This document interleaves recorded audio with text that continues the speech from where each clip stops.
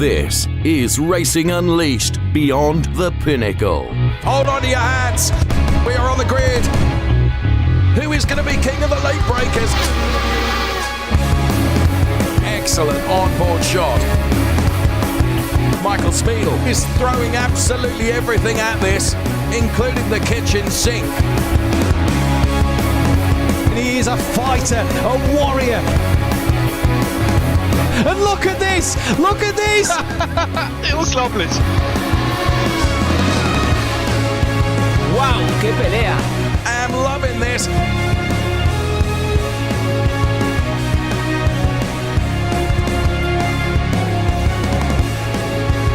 Take your hat off and give him a bow. He's already in the lead and now he can sail off into the sunset. This is Racing Unleashed. All right, speaking of fast drivers, honestly, massive congratulations to this year's Racer League champion, Michael Schmiedl. The racing has been unbelievable to witness. I think this guy has got a raw, pure talent, and to see you on the track and to experience you in the room is going to be a real honor. So once again, congratulations. It was really awesome to watch you managing going through the whole field without forcing any collisions. Really important, of course, and that's how you are winning championships.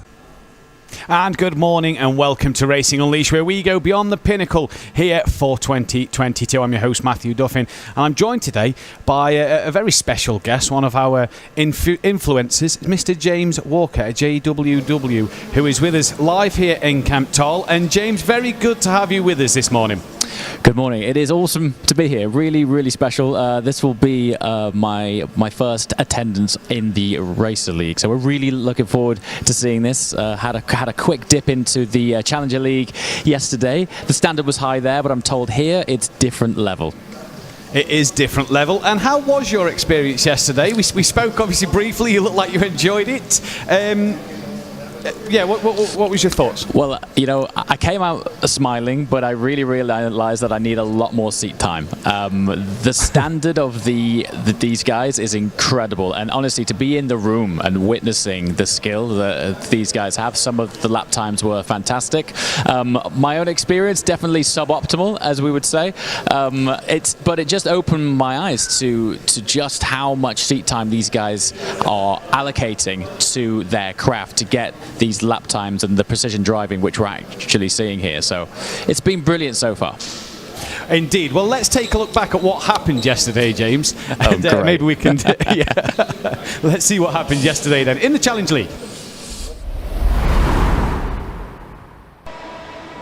Green and go for the Challenger League here in Catalonia, and it is a great start from the front row from Michael Frey, who's already come across to defend from Fabian Vettel down to turn one, and Vettel squeezes up his inside, backs out of it, doesn't make the move stick, but really forced an error. A few drivers very wide there, and all through turn 1 and 2, absolutely squeaky clean, and Frey stays out in front. Look at Pletcher and Yannick Schmidt, who's that wide? I do believe Yannick Schmidt all over the gravel on the exit of turn 3. He's had a massive off in the background and demotes himself right down the order. What a start for Mr. JWW. Your timing screens do not lie. He's in P11 from 20th on the grid. He's had a fantastic launch in these opening few corners on the back of Fabian Vettel, with Yannick Pletcher late on the brakes and nearly running into the back of him. Here is Mr. JWW. Chandrin Kaifer and Joshua Hader side by side into turn 1. Oh, contact made, and Sinan Demirbaş will take every opportunity he gets given to him. Here is Tiziano Caponio on the back of this train behind Fabian Vettel, and he's trying to stay in that slipstream of the car in front. Will he look to make a move into turn 1? He pulls out now. He looks up the inside at turn 1. Easy as you like. Job done for him. Now Vettel, once again, you see in the cars snake-like move down the straight. Vettel makes his 2 manoeuvres. He now sticks to a line, defends, jinx left. Pletcher though commits to the inside, and that is it. Job done. You You betcha bottom dollar it is. And Yannick Pletcher, great manoeuvre over Fabian Vettel. He's into P2. He can now head after Michael Fry, who's 4.7 seconds up the road. Now look at this train. Vettel defending from David Seed. Ciro Zambra's trying to get involved in this. Seed trying to hang it around the outside of Fabian Vettel here then. Can he get it done? Will he stick the nose up the inside? Yes, he does. Brakes a little bit too late. Does that force Vettel even wider? He's got good pace. Let's hope that's the case. And oh no, late on the brakes from Tiziano Caponio, and taps Fabian Vettel and spins him round. This man, who was 12 points behind David Seed today, really needs to get into these points, and we're halfway through this race. We're over halfway through this race, and is that a desperation dive from De Murbas? A little bit of contact, nothing too aggressive. Past Georgiev he gets.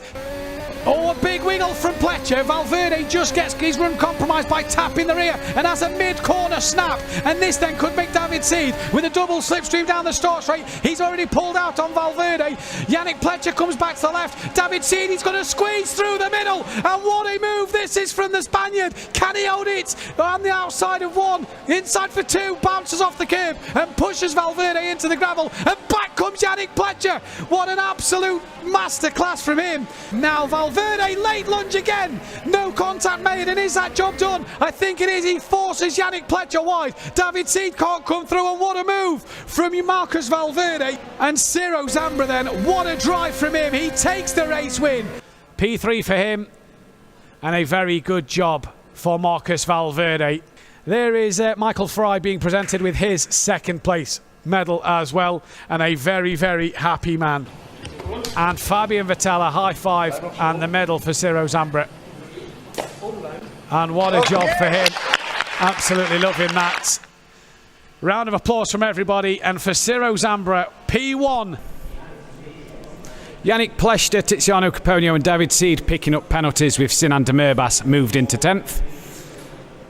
And penalties for Fabian Mayer, David Reusler, Andrin Kiefer and Valentin Georgiev. Mr. JWW bringing up the rear in 21st. And the championship standings, Ciro Zambra takes the lead from David Seed, with Sinan De Murbas in contention. And the bottom half of the field sees Michael Fry up into P11, with Antonio Rivoli down in 20th place.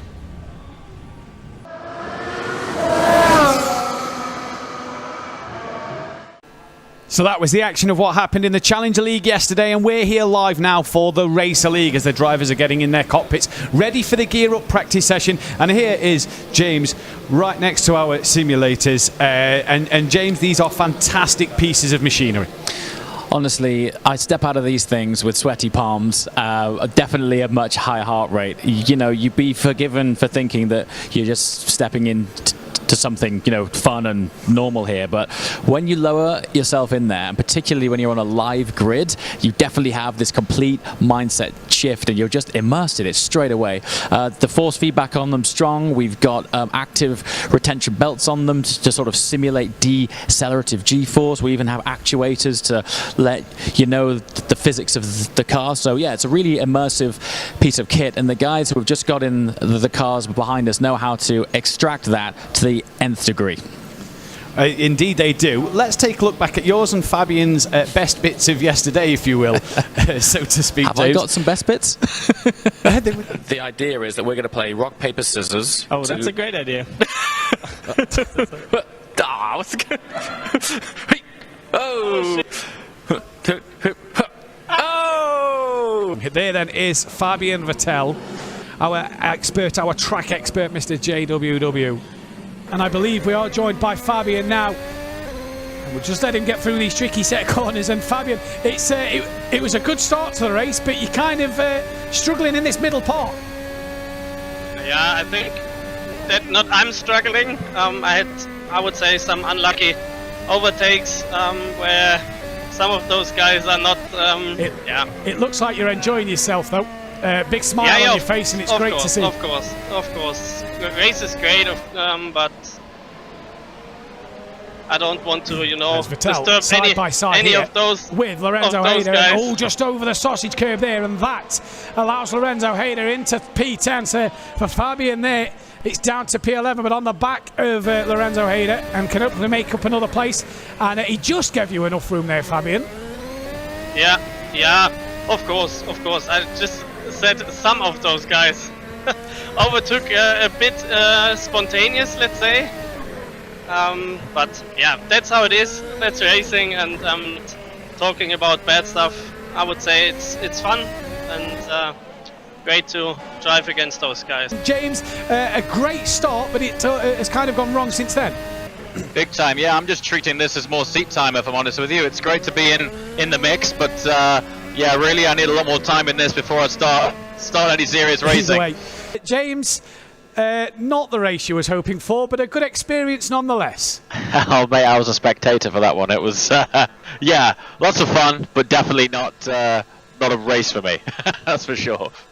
In the end, I'm really motivated to catch those guys, and maybe this year or next year I will try again.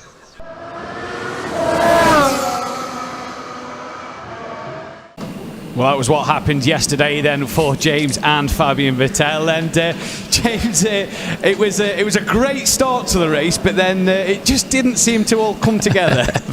That's an understatement.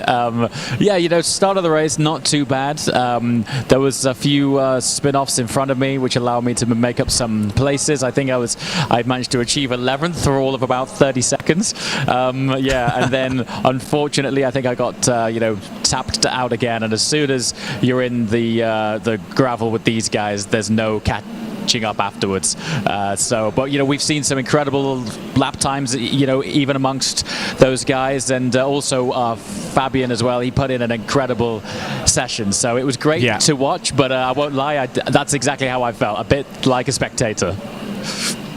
Let's take a look then at the rankings and for the Racer League at this current stage. And as we know, last time out at Spa, we crowned your Racer League champion in Michael Schmiedl, and he has got such a gap over Alejandro Sanchez. But the battle is on for second place, as Sanchez only has an 8-point lead over Angelo Michel. Christoph Holstein is in 4th place with Javier Loro in P5. Wojciech Polezny rounding up P6. 7th place for Enrique Marinon. Loris Mistretta in 8th with Mark Gasner 9th. And Florin Haas rounding out the top 10.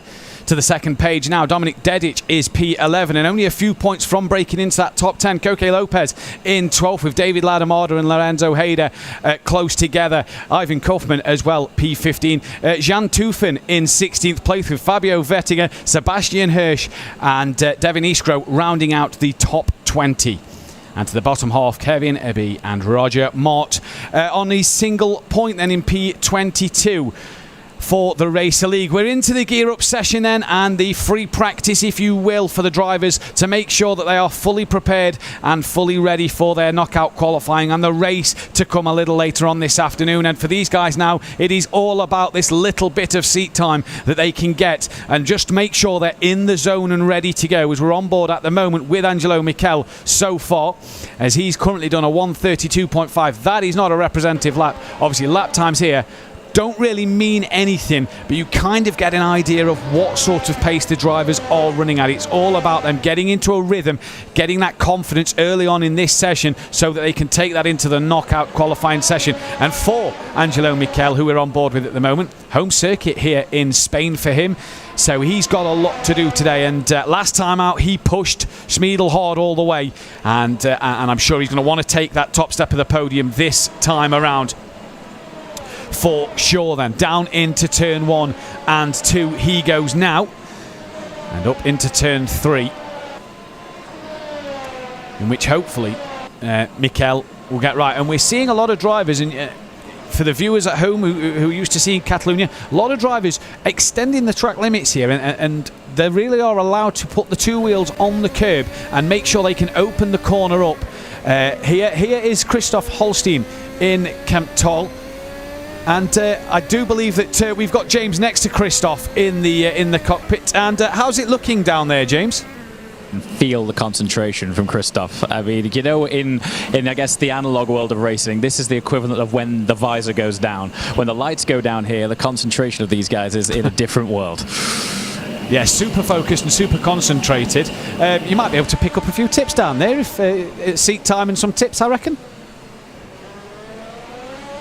He's not with us, sorry, anymore. Enrique Marinon then on board him at the moment. And, well, what can this man do today? He's had a few a few decent races recently and looking to climb up the Racer League standings once again. He's only a few points from breaking into that top 5, and for Enrique Marinon, he only needs, like I said, about 10 points to get himself into that top 5 position in the rankings. And as we all know, it means a lot here this season, because the prize money at the end of the season is a lot. So every position up for grabs that people can get is all important. And for Enrique Marinon and this man Alejandro Sanchez, who is currently 18 thousandths of a second off of Marinon's best time at the moment, with that man Schmiedel sitting in 4th and Schmiedel in 3rd, Angelo Mikel in P4, and a 10th separating the top 4. This could be a fantastic race going into the knockout qualifying and the race a little later on. There is Alejandro Sanchez in our racing lounge in Madrid, and he is again another man fully focused and determined to get on this. A lot of curb there, but that doesn't seem to faze or bother him. What's his line through here? Again, a very wide line, making sure he uses all the runoff available to him before pulling to the right and braking as late as he dares for the hairpin. Try not to lock the front left up, and he gets it stopped and turned in. Absolute dream for him. Looking at the times coming in, then here is Loris Mistretta. Into turn 1 he goes, currently sitting P8 at the moment, 1.2 seconds off the back of the race leader in our racing lounge in Calm. And he looks very calm, doesn't he? He's fully focused and concentrated on what he's got to do. And you just see the seatbelts there tightening on the torso as he brakes hard into turn 4, down now into turn 5. As Mikel Schmiedel now goes into P2. Mikel drops down to 4th, and Enrique Marinon is into 3rd place now. And the lap times we saw yesterday just breaking into the 1:21s. The fastest lap time here is nearly into the 1:20. So these guys have some serious pace compared to yesterday. And there you see Angelo Mikel in Munich, and there is the man, the myth, the legend behind him, Mikel Schmiedel once again. And I can never race with a hat on at home, so I don't know how Mikel is able to race with his hat on here with the headphones and everything over the top. There's Enrique Marinon, currently P3. The gap has spread out between the top 4 now. It was under a 10th. It's now just under half a second as we head to the end of our gear up session then. And so far, so good for all the drivers, getting everything prepared for the knockout qualifying. There is Enrique Marinon in Madrid. And just being able to use a bit of the slipstream of the car in front. Javier Loro, he's another man who wants to hold on to that top 5, but also might want to break into the top 3 if he can by the end of this season. 3 races left, obviously. Circuit de Barcelona, Catalunya, then we head to the Zurich Airport circuit, and then we end the season at Imola. So he'll want to break into the top 4, if not top 3, by the end of that season. As here's Mark Gasner then in the championship as well. He's looking to maybe break into that top 8. Obviously the prize money, the fund, it's what they're all playing for, as well as the wins or 2 that they get along the way. And for Gasner here then, what can he do? Florian Haas so far, he's in that top 10 spot, but is so tight between 8th down to 12th at the moment. So many drivers that can change and take spots away from people. It is unbelievable at the minute. As there you see, look, once again, just using all the runoff available to him.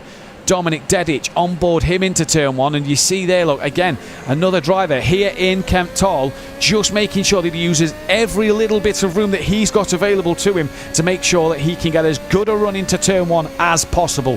Then Fabio Vettinger here, currently sitting down in P13, and I'll hope to make up some more time. But obviously lap times doesn't mean anything. It doesn't matter what position you're sitting in here, because the knockout qualifying is the reverse championship standings, and it is then all down to the drivers to get the qualifying session absolutely nailed on and to make sure that everything goes according to plan. Ivan Kaufman here then, a bit of traffic just in front of him. He sits down in P12, and there he is in Calm. And really, really determined look on his face, making sure that everything goes according to plan. And with the timer running out, it is a chance for these drivers just on the last lap or 2 to really find their groove and get into their rhythm before the knockout qualifying session later on. And this man, how many more wins can he take this season? He's dominant, a fantastic display at Spa last time out. And your Racer League champion, obviously. The prize fund for him for that is already sealed, but he wants more race wins to his name. and wants to end the season on a high. That is a bit too much track limits here from Kevin to be through turn 3 then, and he has to have a bit of a correction there, but gets that all sorted. He is down in Zurich, and looking forward to seeing him race a little later on as well. Another man hoping to make up some places here then, Roger Mart. What a disaster he had at Spa last time out. Such a good knockout qualifying, and his race just went from bad to worse at Spa last time around, but he's ready to go here, fully determined and focused on what he's got to do here in Kemptthal, and knows the task at hand. As there we see Lars Bolmer in Kemptthal as well, determined to make sure that he can make up a few places and get a good result for him today. 90 drivers currently have set lap times out there then. And that was the end then of the Gear Up session. We'll be bringing you the knockout qualifying a little later on. We have some other clips to show you throughout. It's a very, very action-packed program today. You do not want to miss a single minute of it, because we have got such a show for you. And obviously myself and Mr. JWW will be bringing you the action all the way through it as well then. So as the drivers then finish their Gear Up session, just looking to the left of me, the drivers come to a stop in the pit lane and will get out their cockpits, take on a bit of refreshment, some fluids before the knockout session, and now have a time to reflect on what they have to do. They'll know where they're starting, and we'll bring you the starting lineup for knockout qualifying very shortly as well then. Going into the rest of the season, Circuit de Barcelona, Catalunya today, 22nd and 23rd of October, we head to the Zurich Airport Circuit, a fantastic layout, and you will not want to miss that one, before rounding out the season at Imola in November. And then in December we head for the Battle of Glory in a circuit which nobody is aware of yet, and if you do know, you're not allowed to tell anybody, so keep your cards close to your chest then. And there is the Battle of Glory, the Challenger and the Racer League, both live on the 11th of December. Then at a secret location, the prize fund as it stands, and so if you win today's race, you can bag yourself 2,500 Swiss francs, 1,500 for second place, and £1,000 for the top 3. Then from 750 all the way down to 50 for a top 10. Finish the season, the 15,000's already gone, so you're playing for second place, and there is the prize money for the Battle of Glory. Racer League drivers, 7,000 Swiss francs in your pocket if you can win that race on the 11th of December then, and I'm sure there's one man in particular that will want to win that. Knockout qualifying, this then the format of the knockout qualifying. Lap 1 will be driven by our safety car driver, none other than the Challenger League's driver Tiziano Caponio in the safety car today. Then it will be 2 guarded laps for drivers to overtake and race each other and make up as many positions as possible before the end of that dreaded lap 4, and at the end of lap 4 we will start to get eliminated. Let's take a look at the track preview. Circuit de Barcelona, Catalunya then. What a fantastic circuit. The pre-season test track for the Formula 1. 4.675 kilometres, 9 left-handers and 7 to the right. 695 metres from the start to turn 1. And it's Europe's busiest track. And if yesterday's anything to go by, you'll see what we mean a little later on. The start so important, nearly 700 metres to that turn 1 corner, and if you're in pole position you want to get a good start, because a great run is essential into turns 1 and turn 2. You can make a lot of places up there at the start, or lose them as well before you head to turn 3. And one of the turns, it's very tricky for drivers to just get a mid-corner snap and a bit of a wiggle on the rear end, and you do not want to be on the gravel on the outside. Into turn 4, Repsol, there you go now, the right-hander just going uphill as you come through it, before a short straight, hard on the brakes, dipping downhill for turn 5, the left-hander that drivers need to get another good run through before the short straight once again, turn 6, flat out bend, a bit of a nothing corner if you will, and the drivers getting themselves ready for the uphill chicane once again of turn 7, TV3 and turn 8, turn 7, turn 8 if you will. And an important corner, because again, if you get that wrong, you're in the gravel trap. This one, turn 9. How good is your run through here? Because another good run sets you up for the back straight. Don't go too far wide on the exit, otherwise you're in the gravel. And maybe an opportunity of lunging on your opponent, sending one into the hairpin corner before you get to turn 11. Left and right. Very easy to take too much curb and be greedy and get that wrong at turn 12. And then again, another short straight before you head to turn 13. Europe car. And this is where a lot of things can get interesting. You hit them sausage curbs, you could be in a lot of trouble then. Turn 14 and the rack. Turn 15. Very crucial chicane because you then need to get this corner absolutely nailed, Catalunya. And if you get this right, the launch and the slipstream down the start straight that you get will be absolutely incredible as you cross the line and look to be the winner. So here then is your lineup for the reverse grid knockout session. The safety car driven by none other than Race Challenger League driver Tiziano Caponio from Yannick Vandenberg. Lars Bulmer will be second place with Roger Martin third. Kevin Abbe for Fabio Vertiger in fifth. Jan Tufen sixth. Ivan Kaufman seventh. David Ladamada eighth. And Dominic Dedic ninth. P10 then is Florian Haas. Mark Gasner in 11th. Floris Mistretta 12th. Enrique Marin on 13th. Wojciech Plezny in P14. P15 for Javier Loro. Christoph Holstein 16th. With Angelo Mikel, Alejandro Sanchez and Mikel Schmiedl rounding out the top 19.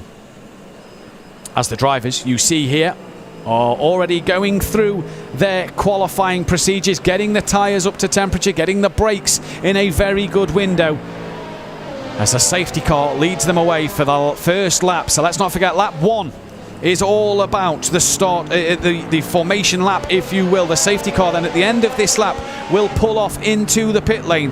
And when that pulls into the pit lane, that is then when things start to get interesting, because lap 2 and 3 are guarded laps. You cannot be eliminated from them, but you can overtake and you can make up as many positions as possible before the dreaded lap 4 and the elimination process will start to happen. Yannick Vandenberg there, as you just see a few drivers just locking up the tyres, making sure temperatures are at their optimal for brakes and tyres then. And what a job Tiziano Caponio is doing of driving that Mercedes AMG SLS GT3 car here at Catalunya, the safety car for today. And Vandenberg just backing the pack up a little bit to allow the safety car to get away before Vandenberg will go. And there goes the safety car then pulled into the pits. Great job Tiziano on that one. And now here comes Vandenberg, and the whole pack now can put their foot down and can get away here, and it is all go for everybody in this knockout qualifying session. And a big task ahead for these drivers now to make up as many places as they can on these 2 laps. It's so crucial for drivers at the back of the pack like Mikel Schmiedl. Here's Dominic Dedic side by side into turn 1 with David Ladamada and holds on to P8. Not a great run there though for Kaufman, and here comes Dedic on the back of him as they head to turn 4. David Ladamada's looking to maybe make up a place as well. No can do there early on. 2 laps these drivers have to make sure that everything stays as it is and everybody manages to keep hold of their positions or gain a lot. Mikel Schmiedl, if you watch him last time at Spa, he just gained places and took his time, as in the background there that looked like Florian Haas going up the having a look up the inside of Ladamada. Didn't get the job done. Here is Schmiedl then, and you just see he's already let the guys in front have a bit of a gap and a bit of breathing space for himself just to find his rhythm. He's got no pressure at the minute to get through the pack. And look at the congestion. When we say it's Europe's busiest track, this is what we mean by it's Europe's busiest track. Oh, there's contact from a couple of drivers there, and that gives Schmiedl, that was Angelo Mikel and Holstein then, who just came together at the hairpin. And this is what I say, Schmiedl, he's got 2 laps, he's waited, patient, 2 places, thank you very much. And P17 already at the moment for the current Racer League champion. A very congested final sector for Schmiedl to navigate and to get through then here. As they head down the start straight, look at the 2 cars in front. Look at Angelo Mikel behind Mikel Schmiedl, who's going to pull out with that slipstream. Look at Sanchez and Loro in front as well. They're going side by side, and Mikel and Schmiedl, they were side by side for a lot of sport. Bit of contact made there, and Mikel manages to just hold on to it. And Schmiedl now, big wiggle car in front. That's Javier Loro, has a mistake, and now they're 3 wide, and Loro has to back out of that as Mikel now gets back ahead of Mikel Schmiedl. And Loro is going to come back through as well. And Schmiedl just happy to let these drivers push themselves very hard at the moment, as Florian Haas now moves into the top 10 ahead of Kaufman. And Loro gets back ahead of Schmiedl. And everybody seems to be in a hurry, bar that man who seems to just be very patient at the minute. As we've lost the race leader on our screen. There is a name missing and everybody's going past them. Can't remember who that one is, but we have lost a name off our timing screen. Here is Javier Loro, and he's at the minute doing some decent work to get back past Schmiedel, and they're obviously up now into 15th place. I believe it's David Ladamorda that has had a problem. I can't see his name on the timing screen, so I believe it's David Ladamorda then that has had a problem, and I don't know if that is simulator related or what, but he is out of this qualifying session then for the time being, and will more than likely start at the back of the grid, obviously depending on if drivers get penalties. Schmiedel then, now back ahead of Javier Loro here, and going side by side with him through 1 and 2 yet again, and on board with Michael Schmiedel now, and again just patiently taking his time. We're on the dreaded lap 4, so the bottom 2, maybe the bottom 1 driver for this first lap will be knocked out and eliminated from qualifying. Schmiedel up to 14th place. With Loro 15th, Holstein down in 16th place, and Marin on 17th, Mistretta 18th. Moves being made, Kevin Abbey, Bulmer, Tufen, Dedic, Gazner, Florian Haas. What's happened to Roger Mort then? He's dropped to the back of the pack as well. And has there been a mistake from him somewhere, because he's down in 18th place now? And that could be all she wrote for him. 4.3 seconds off the bat. Looking back from Yannick Vandenberg. There's not a car in sight. Oh, there's one. Look, just popping up in the background. 3-second gap to Kevin Abbey he's got at the moment. And for Vandenberg, he's doing the job that he needs to do so far in this session. As Wojciech Polezny now has dropped behind a few drivers, and Fabio Vertinger has also dropped down the order a little bit. Here is Alejandro Sanchez. He's up into 8th place according to the graphic on our screen, and he's so far doing a fantastic job of being able to work his way to the front once again. Mark Gazner setting the fastest lap of the race, and Fabio Vertinger losing out to Enrique Marinon a bit down the order. Schmiedel now up into P10 ahead of Kaufman, so he's managed to make his way past another driver, and he's once again on the move and on the hunt to get to the front of the pack here then. So Roger Mort and Polezny still in this session. I do believe they've been given one extra lap, because obviously we would have lost P19 at the end of lap 4. So P18 is where we start to lose drivers, and you've got to feel that Roger Mort 3.2 seconds behind Polezny is not really going to happen unless there's a contact made by the cars in front. Polezny though can get past Mistretta for that P17. This is on board Wojciech Polezny. You see Mistretta just in front, and a lot of cars coming down towards the hairpin, but you feel that an overtaking place for Wojciech Polezny is just running out of time for him. Although that, a little mistake from Mistretta, kind of opens the door for Polezny there. He has a look, but isn't close enough. Now then, Mistretta needs to get this chicane absolutely spot on. He nails it. Good run out the corner. And I've got a feeling that is going to be all she wrote for Wojciech Polezny then. And that will see him out of this qualifying session and eliminated P17 as he gets past Mistretta now with the slipstream. And pulls back in front of Mistretta. I do believe we'll be losing Roger Mort and Polezny. Yep, there, Polezny out of the session, and Mort as well. A discontent look. Who's that who's had a mistake? So we're on board with Wojciech Polezny. He's eliminated, and Christoph Holstein then at turn 3 has made a mistake, giving Fabio Vertinger P14, and crucially giving him a chance to have the extra lap of getting out of the elimination zone then. So for Holstein, he looks like that is his qualifying session done, and that'll be him eliminated from qualifying. 6.7 seconds in a lap is a lot of time to make up, so that will be 16th place for him. Obviously all these results when people getting knocked out are provisional results, while race control do go over everything and make sure the decision is the correct one then. On board with Michael Schmiedel on the back of Angelo Mikel, both drivers in Munich. And look at the traffic up in front. Here is Christoph Holstein. So what happened to him then? Live here in Kemptal. And through the final section he comes. That is going to be him out of qualifying then, and for Mistretta as well. P15 for Mistretta. Fabio Vertinger then gets to go once again and gets another lap and another chance to gain some time over the drivers around him and get that chance to really put the pressure on to the cars in front and maybe make up another place or two for Fabio Vertinger. Enrique Marinon, P13, he's only 4 tenths off the back of Kaufman, so he's really got a good opportunity here to make up some ground. Vonenberg out front still, 3.3 seconds clear of Kevin Abbey out there. And here is Enrique Marinon. Knows he needs to make up that place live in Madrid and has got time to get this one done. Can he though? All over the sausage curve. Only a small little strip of it, but not too bad in terms of that. That's not what you want to do. That's going to compromise a bit of time and momentum down the back straight. Enrique Marinon comes now as Gasner gets himself out of Sanchez for P6 at the moment. A bit of a wiggle for Kaufman there coming out the hairpin corner. And Marinon then getting closer and closer, but again this final sector very, very tricky to overtake, and you just feel that that is going to be all she wrote for Enrique Marinon.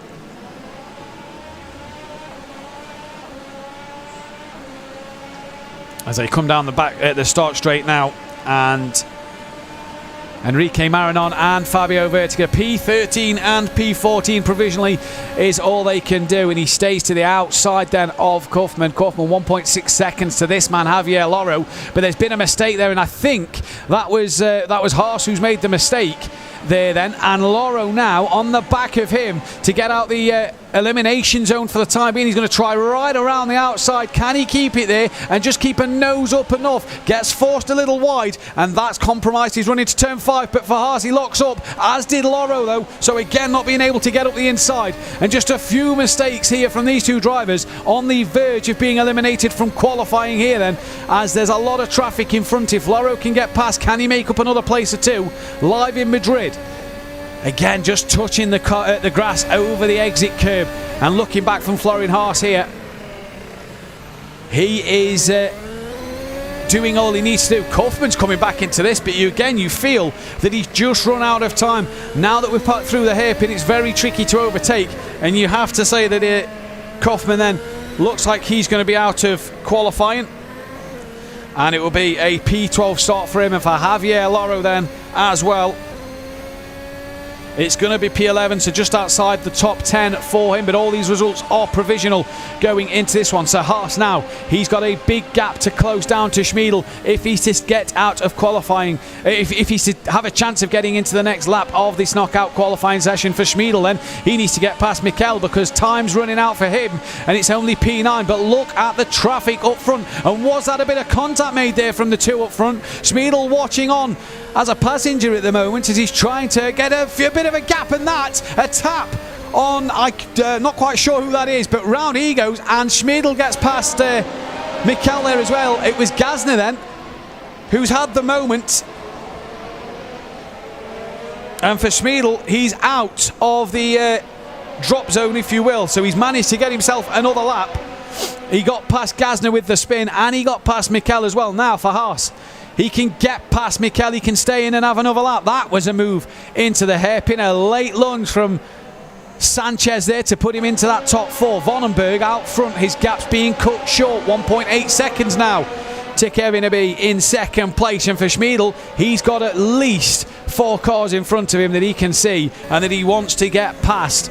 For Gasner then, not sure what happened, but that is all she wrote in qualifying, and for Florian Haas as well.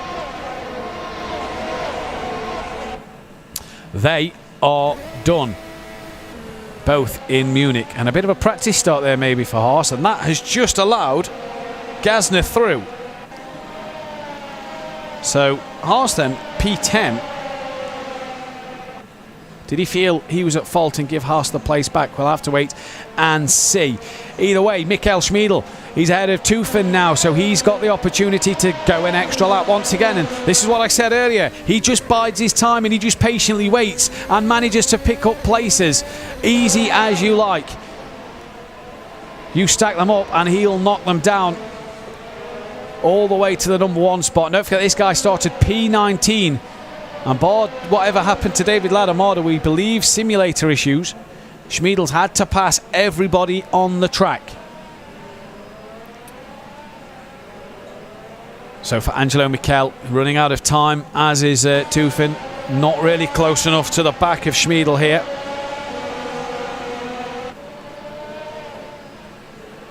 And they come down towards the chicane. And looking back from Lars Bollmer then, that is Schmiedl on the back of him. And that's a sight that you don't want to see, as Tufan then and Mikkel, P7 and 8, them two both eliminated from knockout qualifying, and that will be them done for this one. And there, Mikkel in Munich, not a bad, P8's not bad. He can make ground up from there, and he can really start to push hard from there in the next session. As Lars Bollmer now has been overtaken by Schmiedl, so Schmiedl's got the job done, but only has one lap to gain 1.7 seconds and get himself ahead of Dominik Dedic now, as Alejandro Sanchez is into the top 3 and he's on the charge to get a top 2, maybe a front row start for Alejandro Sanchez. Wouldn't that be nice for him? As Schmiedl 1.5 seconds, but is running out of room at the moment. P5 though, great start for him it will be if it stays that way. As Lars Bollmer, you just reckon now, being over a second behind, is not going to do it. I dare say that Mikkel Schmiedl's not going to do this one.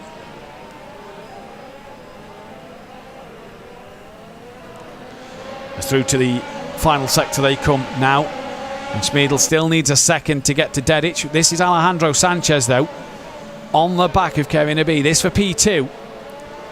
And for Sanchez, he needs to get past him there if he's to get another lap in. Dominik Dedic in P4. That will be him done for qualifying next time round. We are, though, going to lose your Racer League champion, Mikkel Schmiedl, who sets the fastest lap on his last lap. He will start P5 as Lars Bollmer will start 6. And Alejandro Sanchez side by side down into turn 1. They just tap wheels a little bit. And Sanchez has to take to the escape road. Oh, will Race Control be looking at that? As Kevin Abbe then down into 3rd place. And that brings Dominik Dedic back into play of maybe getting a second row start, which is guaranteed, but 3rd place, if not a front row start of 2nd place.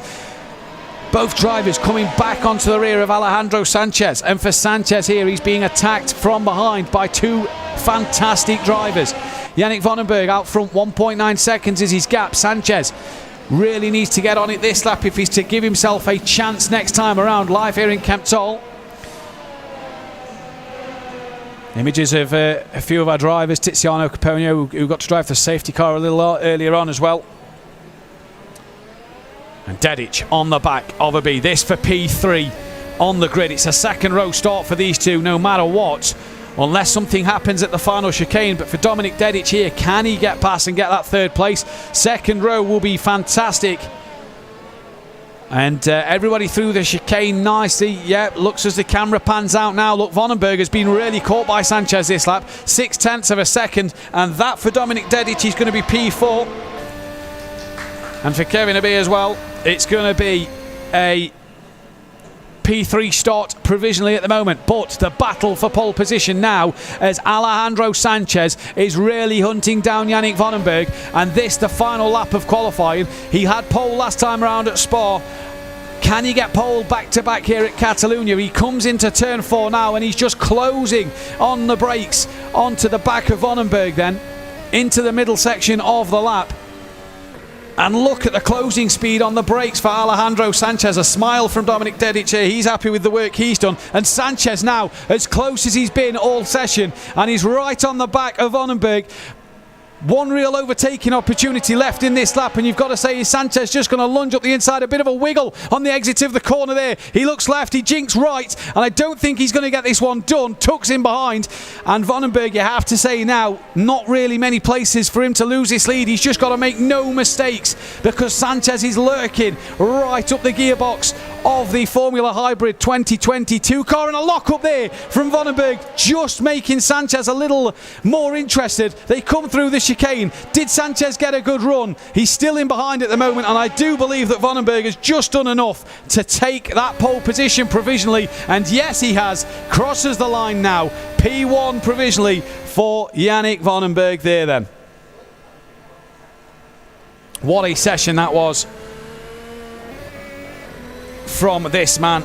Come from P18 on the grid and gets himself all the way into 2nd place. An absolutely fantastic drive from him, and he will look to turn that into a race win, no doubt, a little later on in the race coming up this afternoon. And what a session that was. He nearly had the job done at the very end there, did Alejandro Sanchez.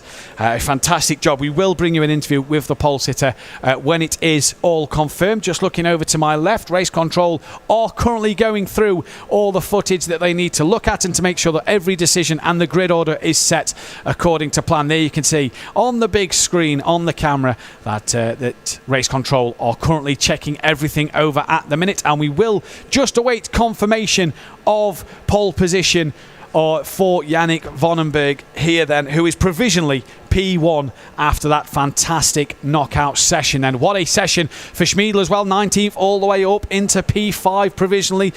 But what happened to David Ladamada? He was the name that disappeared off the screen. Hopefully we'll find out what happened to him, and hopefully he can get the issue sorted, or maybe change simulator for the race this afternoon. But he will be starting P19, you feel, in this one then. So a great knockout session, and a race to come later on. And you saw the congestion, the traffic in that middle part of the lap especially, and it can really get tight and tricky, and a lot of drivers have to be aware of what they're doing today, because we saw yesterday just a few drivers being caught out by people earlier on the brakes. And we're joined by James now, and James, that was a fantastic knockout session. Joe, it was funny, before we started this race I was saying, when I had an experience yesterday, I had sweaty palms in the car. Watching that, I got sweaty palms out of the car. I literally just picked up this mic and I was like, wow, that was intense.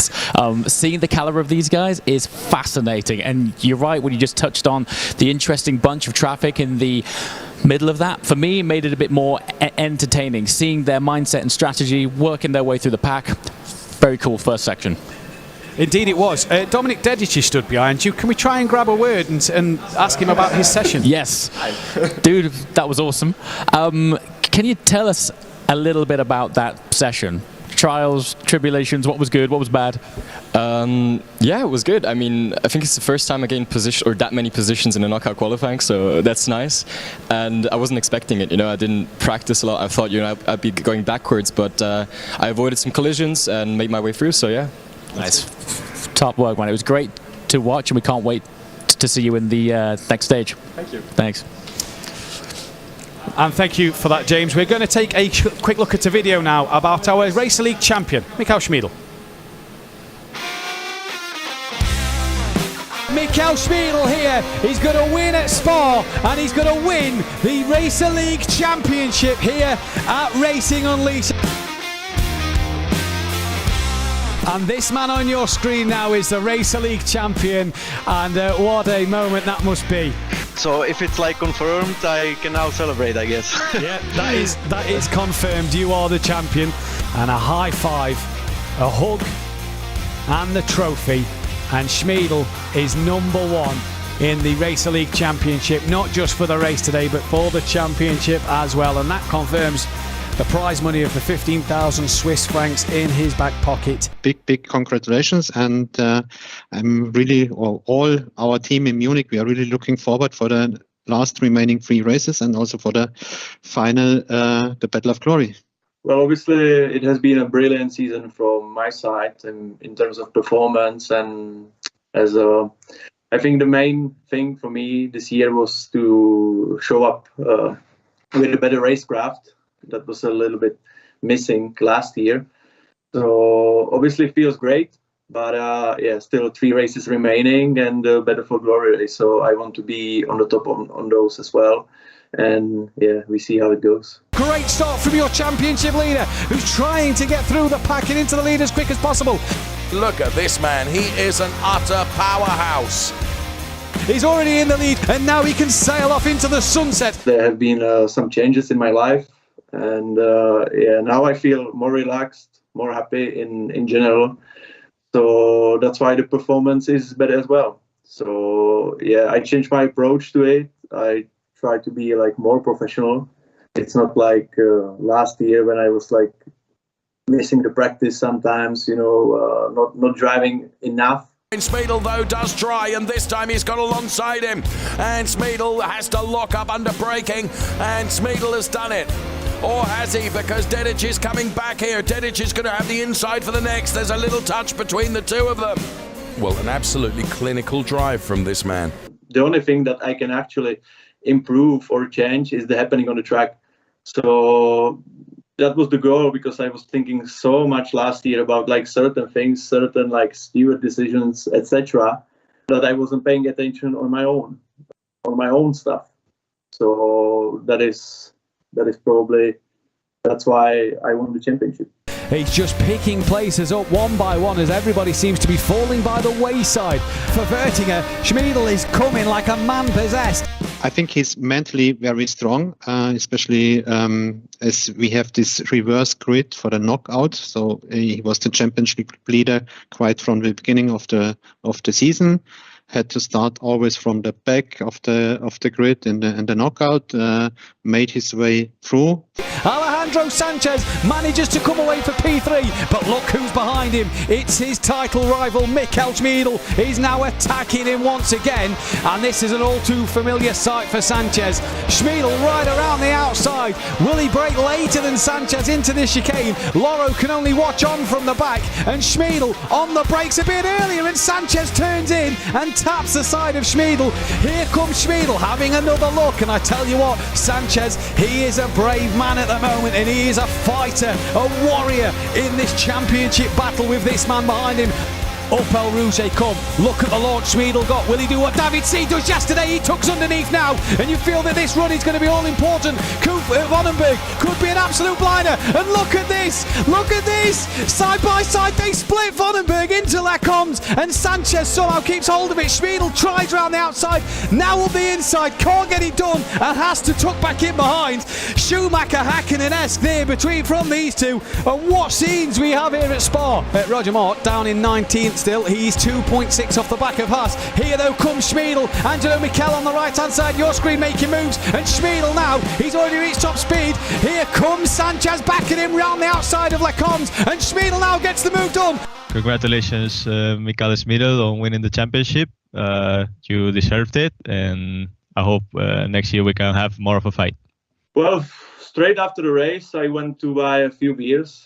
So we had a few of those in a racing lounge in Munich. So that was great. And then obviously Wojciech had to drive the car, so he didn't have beer. Bye bye.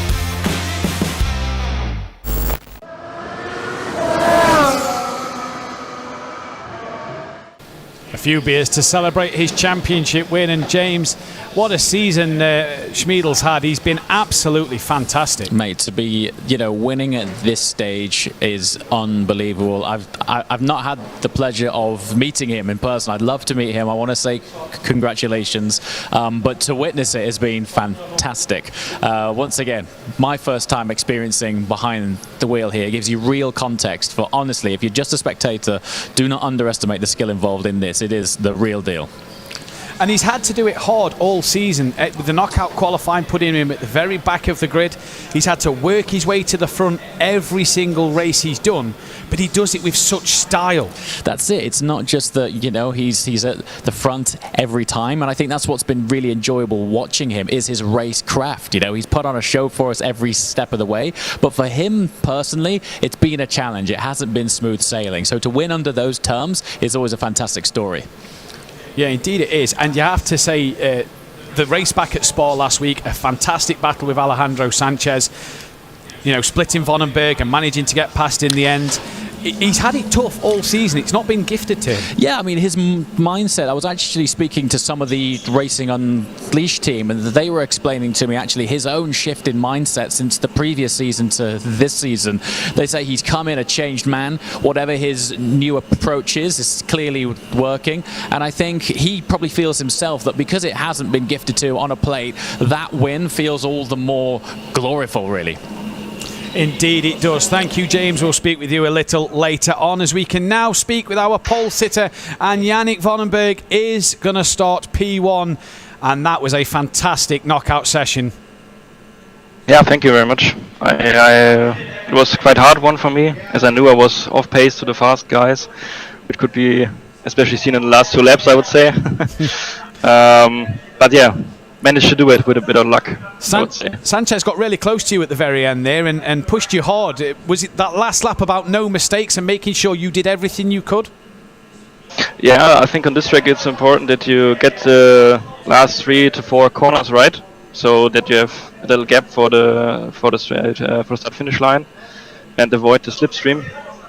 And yeah, that's all. I put everything into the last corners, I would say. Going into the race a little later on, what's your strategy? What can you do there? Yeah, the way to the first corner is quite long, so there could be a lot of trouble before the first corner. But the strategy, of course, is to make no mistakes. I'm still at the stadium, I would say, where I drive against myself. Yeah. And not trying to make any mistakes. Well, that's the strategy. Well done on the pole position, and a very best of luck, my friend, for later on in the race. Well, congratulations. Thank you very much. And there you see the drivers in Munich all sat around as Yannick Vandenberg can take the wheel off and climb out the simulator for a bit of a refreshment and a breather before he goes into the race. The prize money then for this one, 2,500 Swiss francs. Can Yannick Vandenberg take that for winning the race today? We'll find out. Alejandro Sanchez will be pushing hard, and the battle for glory coming 11th of December. That's the prize fund for Challenger and Racer League there as well. And your race calendar: Circuit de Barcelona, Catalonia this weekend. 22nd and 23rd of October, we head to the Zurich Airport Circuit for race 9. Race 10 at Imola. What a famous circuit, the 12th and 13th of November. You will not want to miss them. Challenger League Championship as close as ever, and a lot of places up for grabs here in the Racing League Championship for that prize fund. And the Battle of Glory, let's not forget, on the 11th of December.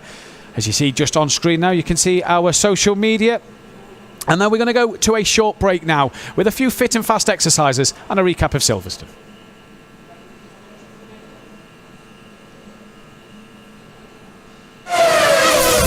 The standing balance is an often underestimated exercise. It does not only bring the power to the back, but almost the entire body. Also, it helps you to train your balance. This is why it is always needed in training and also when racing.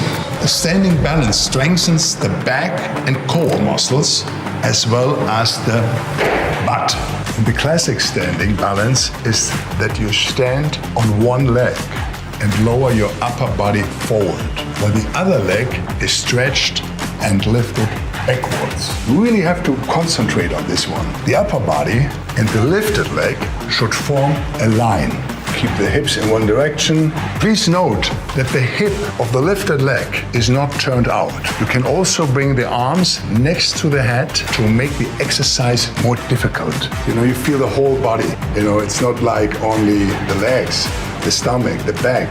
The whole body is right now really tied up. Work both sides 5 times each. And if you keep moving, you always don't have to stretch it from the beginning, and you can a little bit bring it in. Okay. Racing Unleashed. Get fit with a gladiator. This is Racing Unleashed Beyond the Pinnacle. Hold on to your hats. We are on the grid. Who is going to be king of the late breakers? Excellent on-board shot. Michael Speedle is throwing absolutely everything at this, including the kitchen sink. Look at this. Absolutely brilliant stuff. Disaster strikes. Unglaublich. Wow, qué pelea. I'm loving this.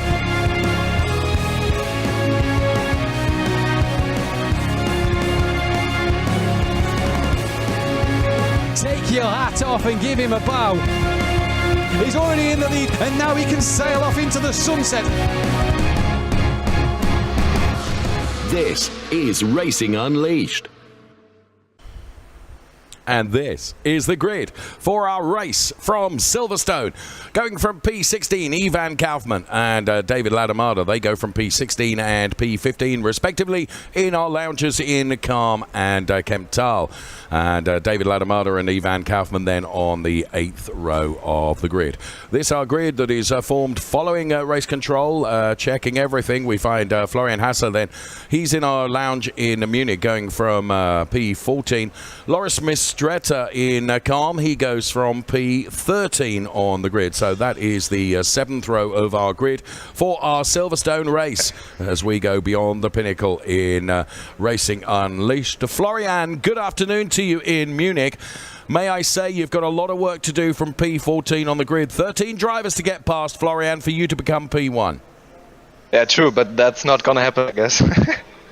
Hey, let's have confidence, Florian. I know what race pace you can deliver. And surely an objective like that and a challenge like that, now I've laid it to you, you're going to do your best, aren't you?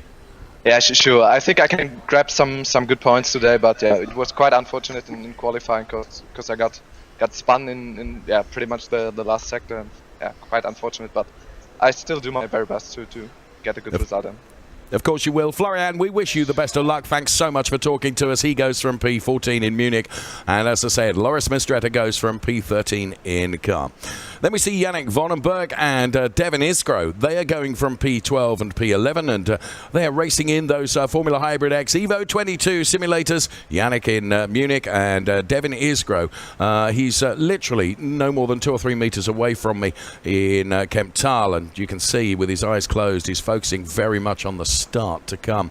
Here's Fabio Vettiger in Zurich, and then to the left-hand side you can see Alejandro Sanchez with your hand movements there, Alejandro. I suggest you're just trying to keep yourself cool. It's a warm day in Madrid, I'm guessing. It's too warm of a day in Madrid, I would say.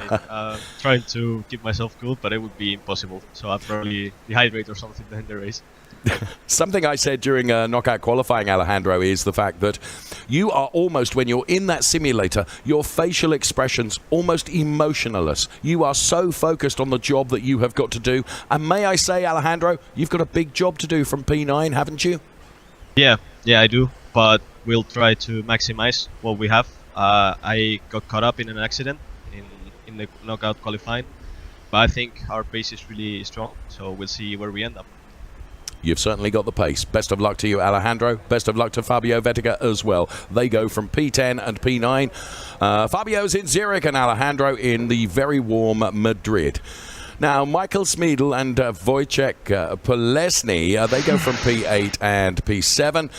Michael, Mr. Smeedel, the one thing that can't be got wrong, even if I get your name wrong, is the fact that you are a very, very quick racing driver, top of the championship at the moment. You've got 7 cars in front of you to get past for you to bank another P1. I'm sure you're going to tell me it'll be easy, Dave. Let's see what's going to happen. I mean, there's going to be incidents, that's for sure, so I just need to stay calm and collected and just go for it as always. You've raced at lots and lots of tracks. Is Silverstone one of your favourites? Yeah, I would say it's in my top 5 of all tracks. Well, I hope you replicate that top 5 and more than when it comes to the result at the end of the race. Good luck to you, Michael, and thank you for talking to us. We really appreciate that. Going from P8, Michael Smeedel, and going from P7, his fellow countryman from the Czech Republic, Wojciech Polesny, who, of course, picked up something of a penalty from knockout qualifying. Javier Loro, P6 in Madrid, and Angelo Michel in Munich. He is going from P5. So you can see them there in their simulators, ready to rock and roll and soul as we will get the race underway very, very shortly. So that is the 3rd row of the grid. It contains Javier Loro and Angelo Michel. Christoph Holstein and Enrique Marinon, and Enrique not paying attention at the moment, but now he is, and Christoph Holstein is going from P4. Enrique Marinon in Madrid, going from P3. Enrique, I was really impressed with you yesterday, as I hope my memory is correct. I think I saw you in the lounge supporting our Challenger drivers as well, Enrique. And did you learn anything from them with regards to how to handle this Silverstone circuit, Enrique? Yeah, because I think that I saw the race and it was really tricky to the overtakes, because if you overtake someone on a turn in the straight of after the turn, he's going to catch the slipstream and overtake you again, so you have to be really fast to overtake another driver. So a very clever strategy from your point of view, Enrique, doing your homework then and researching what you need to do. We wish you the best of luck from P3. Enrique Marinon in Madrid going from P3. Good luck to you. Christoph Holstein going from P4. Sebastian Hirsch. He goes from P2. Sebastian, we've been running a fantastic film called We Are Family. And of course, we spoke to you and we spoke to your father as well. What a change, may I say, Sebastian, in your lifestyle since you discovered Racing Unleashed. Is that fair for me to say? Yeah, absolutely. I had a huge change in my life since the last 1.5, 2 years. So it's been an amazing time, and I just hope it's gonna be the next year's the same as that. So I hope I can finish it off good today. Well, Sebastian, you've done a really good job during knockout qualifying. You're going from P2. I mean, that is a brilliant performance. Can you convert that into a very creditable finish? Yeah, of course, I hope so. So the main goal why we all are here is to win the race. But last time I was also on P2 and didn't finish it off so good. So hopefully this time it's going to be better. We wish you the best of luck, Sebastian, and thank you to you and your father for being so kind to us when we filmed our We Are Family feature. Good luck in the race. And, of course, going from pole position, Jesus Cecilia, who is in Madrid, and as you can see, he is ready to go racing. That is our grid in full then. All the drivers that will be taking part in this race to come. And let's go with some fast facts now on Silverstone.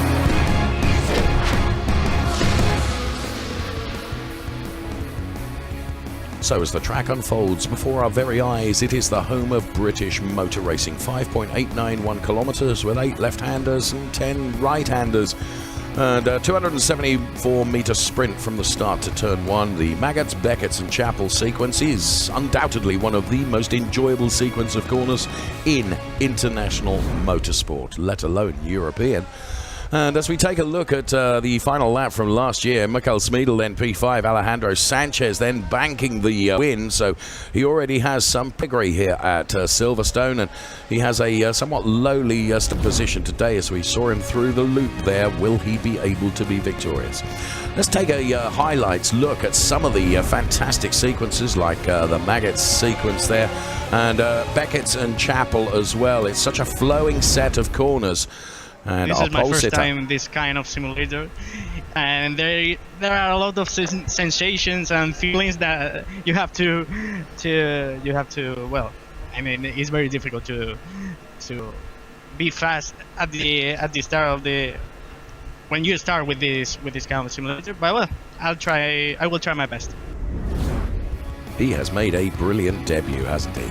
So Silverstone then, known as the home of British motorsports, so historic, of course, with the British Racing Drivers Club as well and their fantastic complex. And, of course, new to Silverstone is the museum. Just recall some of the history of some fantastic moments of this wonderful circuit in Northamptonshire, which has been the scene of success for the likes of Brawn GP with Ross Brawn and Jenson Button, of course.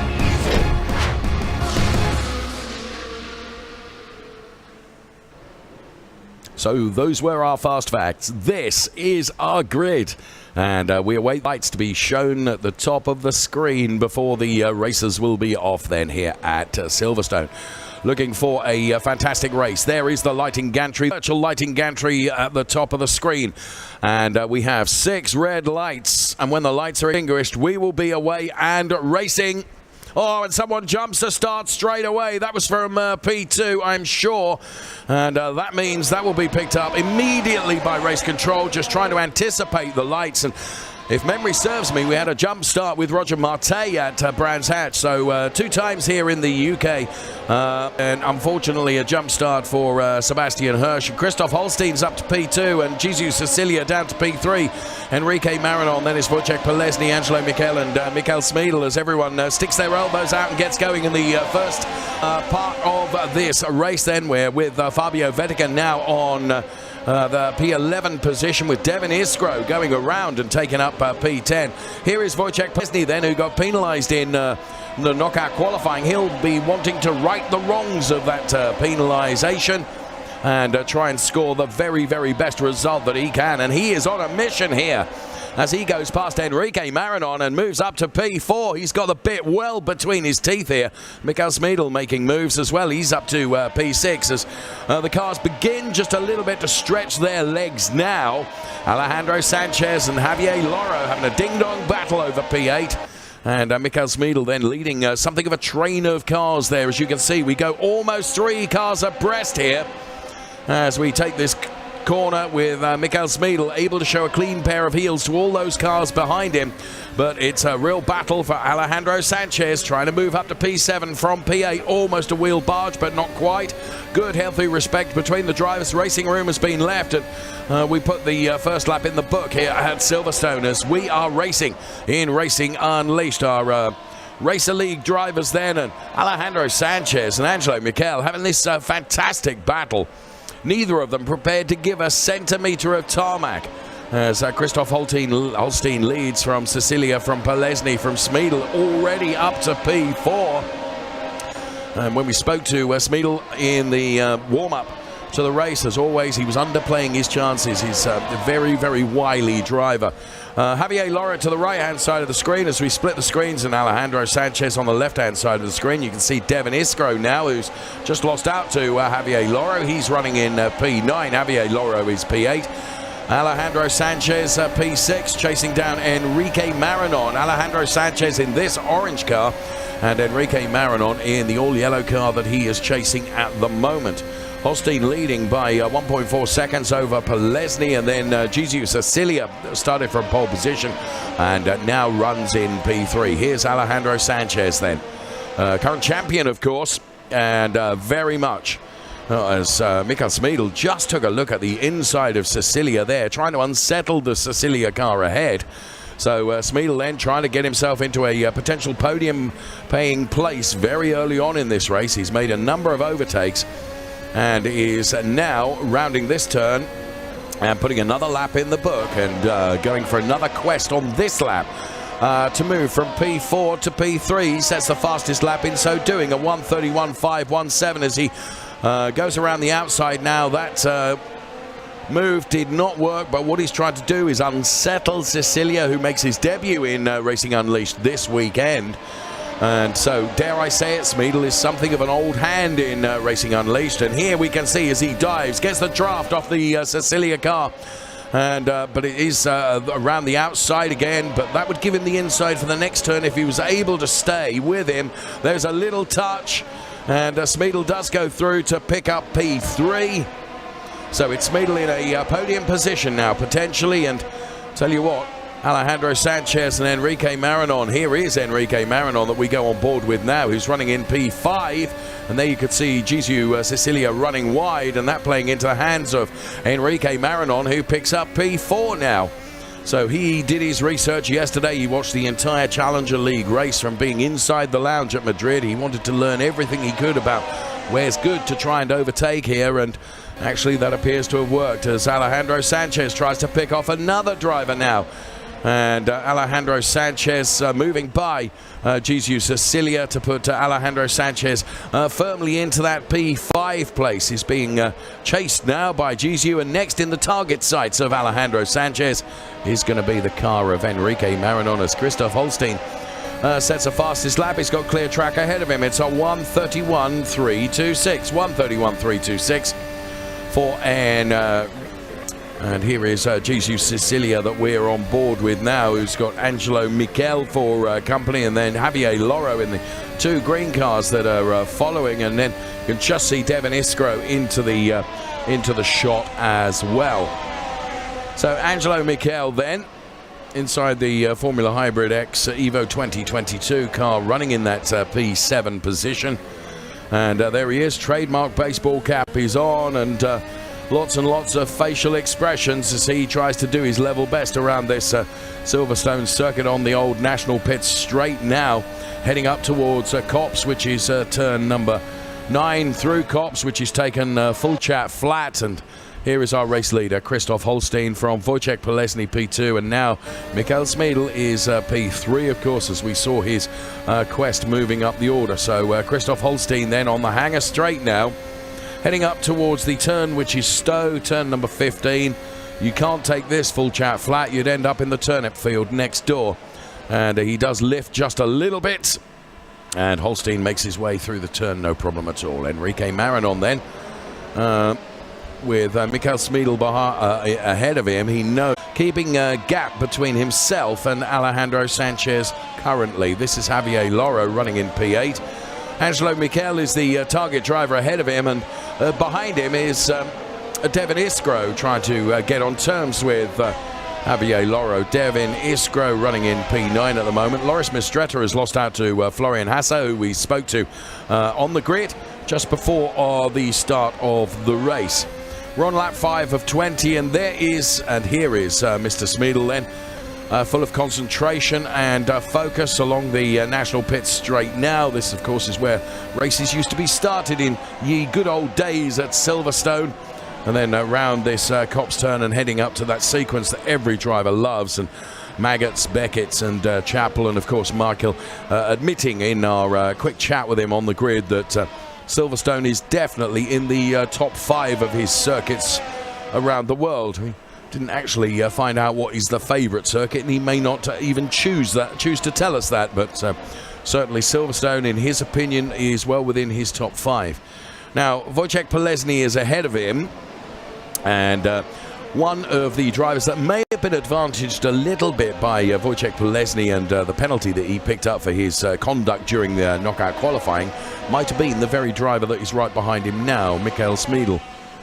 Just saying, and I wonder, as Michael now sets the fastest lap, a 1:31 dead, whether he won't find too much resistance when he tries to overtake Wojciech Polesny. Not sure. I think Wojciech is in a very, very good P2 position, and of course, big money up for grabs in terms of the drivers and what they can bank. So I'm sure Wojciech would be very, very happy to bank P2, and maybe he won't give away that P2 place to Michael quite so easily. For my money, Enrique Maranon is beginning to reel Smeedel in here. So Maranon running in P4, Alejandro Sanchez is P5, and I did say that Alejandro Sanchez has not made quite the progress in getting close to Enrique Maranon as I thought that maybe he would. So that proves, A, Maranon is driving a very, very good race in P4, and that might explain why he is getting closer to Smeedel. It's down to 6/10 the gap between Smeedel and Maranon. Meantime, Christoph Holstein is 2.3 seconds up the road on Wojciech Polesny, who's running in P2. This is Ivan Kaufman with Yannick Vonenberg ahead, and Yannick doing a bit of weave in there to try and break the toe afforded to Ivan Kaufman. Kaufman now to the outside, but Yannick Vonenberg with the inside line, but of course that does become the outside for the next turn, so they remain side by side until Ivan Kaufman is able to put himself ahead of Yannick Vonenberg. So Ivan Kaufman now up to P14. So Holstein, Polesny, Smeedel, the top 3 at the moment, but lots of battles going on throughout the pack as we are on lap 7 of 20 of this Silverstone circuit here in Northamptonshire. And Michael Smeedel still trying to reel in Wojciech Polesny, and he is getting a little bit closer now. So here is Smeedel, and ahead of him is the all-red car of Wojciech Polesny, who slows, and Smeedel goes through. I would suggest that that might be a nice drink waiting for Wojciech Polesny in due course, because Smeedel didn't have to work too hard to get past Wojciech Polesny there. So Polesny now, whose role will be to hold up Enrique Maranon and Alejandro Sanchez, I would suggest, and prevent them getting close to Michael Smeedel. Right, the fight is on now, as Glenn Fry might say, because we have a gap between Christoph Holstein and Michael Smeedel of 2.8 seconds. We are on lap 7 of 20, so there is lots of time left to Michael to try and get on terms with Christoph Holstein. So there is Smeedel then, and we will keep an eye on the gap, and Smeedel was quicker on the last lap than Holstein. Let's take a look at a replay of the start then, as we watch Loris Mistretta. Here it comes then. And it was an absolute slam dunk of a jump start, no question about that, but we can see it from the perspective of all the other drivers now with our virtual helicopter giving us this fantastic bird's eye view. And actually, in comparison, I think it was a reasonably clean and tidy start for most of the drivers who, of course, have to take to the runoff areas and to the curbs for the first sequence of turns because there's so many cars out there. But Racing Control are more than well aware of that and allow some leniency on the opening lap. And Fabian Vettel, who is watching the race as well, of course, and there is no question about it in my mind, Fabian, that was a slam dunk of a jump start, and will be penalised effectively for that. Now, what I am also interested in, and what I'd like to talk to Fabian about, perhaps even more than the jump start, which is no contest, is the way that Michael Smeedel was able to get by Wojciech Polesny with almost no defence from Mr. Polesny at all. Surely, Fabian, you noticed that as well, didn't you? Yeah, it's a crazy beginning of the race. We saw a jump start into lap 1 from Sebastian Hirsch. It's a shame because he started from P2.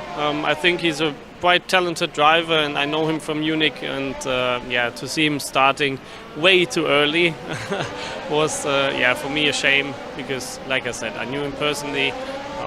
But yeah, we had the intense start of the race. And now we are seeing everybody is like merging the gaps and managing all of the end of the race. Let's see what will happen in the last laps. Just before you go, Fabian, talking about the jump start as you did, when you are a racing driver and when you're sitting on the grid, I'm right in assuming, Fabian, that actually you do try very, very hard to anticipate the lights going out, don't you? And just sometimes you get it wrong, and presumably that's what's happened with Sebastian. Yeah, sometimes you're just getting shaky on your left leg, let's say it like this. And yeah, of course you are nervous, you are motivated to yeah, get a good start. And of course, if you are starting from the front row, it's a quite intense situation, let's say it like that. And of course, your left leg is getting a bit shaky sometimes. Yeah, of course it is. Fabian, thank you so much for talking to us. Fabian then with us throughout the course of the race. And I have to say, the conduct of the racing drivers since the start of the race, I think, has been exemplary so far. They're doing a very, very good job indeed. Holstein leading from Smeedel. The gap is 2.6 seconds. Then it's Polesny P3. Then it's Marinon and Sanchez. Then it's Cecilia, Michel Loro and Devin Iskro, and Fabian Vettel then rounding out the top 10 at the moment as we are on lap 10 of 20, so halfway through this race here at Silverstone. The race being led by Christoph Holstein. Now, if I can read a race, I would suggest that Smeedel will very quietly creep up on Christoph Holstein and then go for it in the final quarter of the race. That's when he'll really narrow the gap. He's protecting his tyres at the moment, I would suggest, and just keeping with him. Enrique Marinon, that we are on board with now, is running in P4 and really hasn't been threatened by Alejandro Sanchez, which surprises me. And it reinforces just how good Enrique Marinon is, as he's chasing down Wojciech Polesny, and he's been really focused on this and the pace and speed that he has.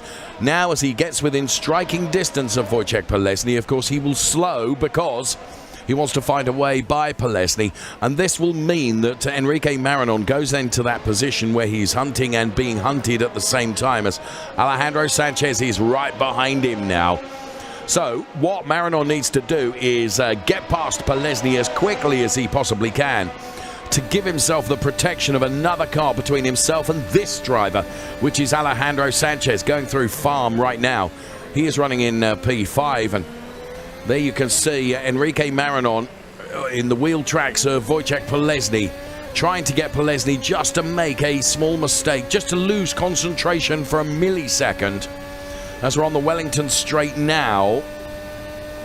And you can see that from a power point of view, Enrique Marinon has got the power and pace in the car, but he does need to get by Wojciech Polesny very quickly, or Alejandro Sanchez might be able to take the two of them in one hit. We will see. Lap 11 of 20 now, National Pit Straight into the Copse turn. And Florian Hasse that we look at now, who is running in P11. and has got Vettiger ahead of him. Here is Florian. We spoke to him on the grid.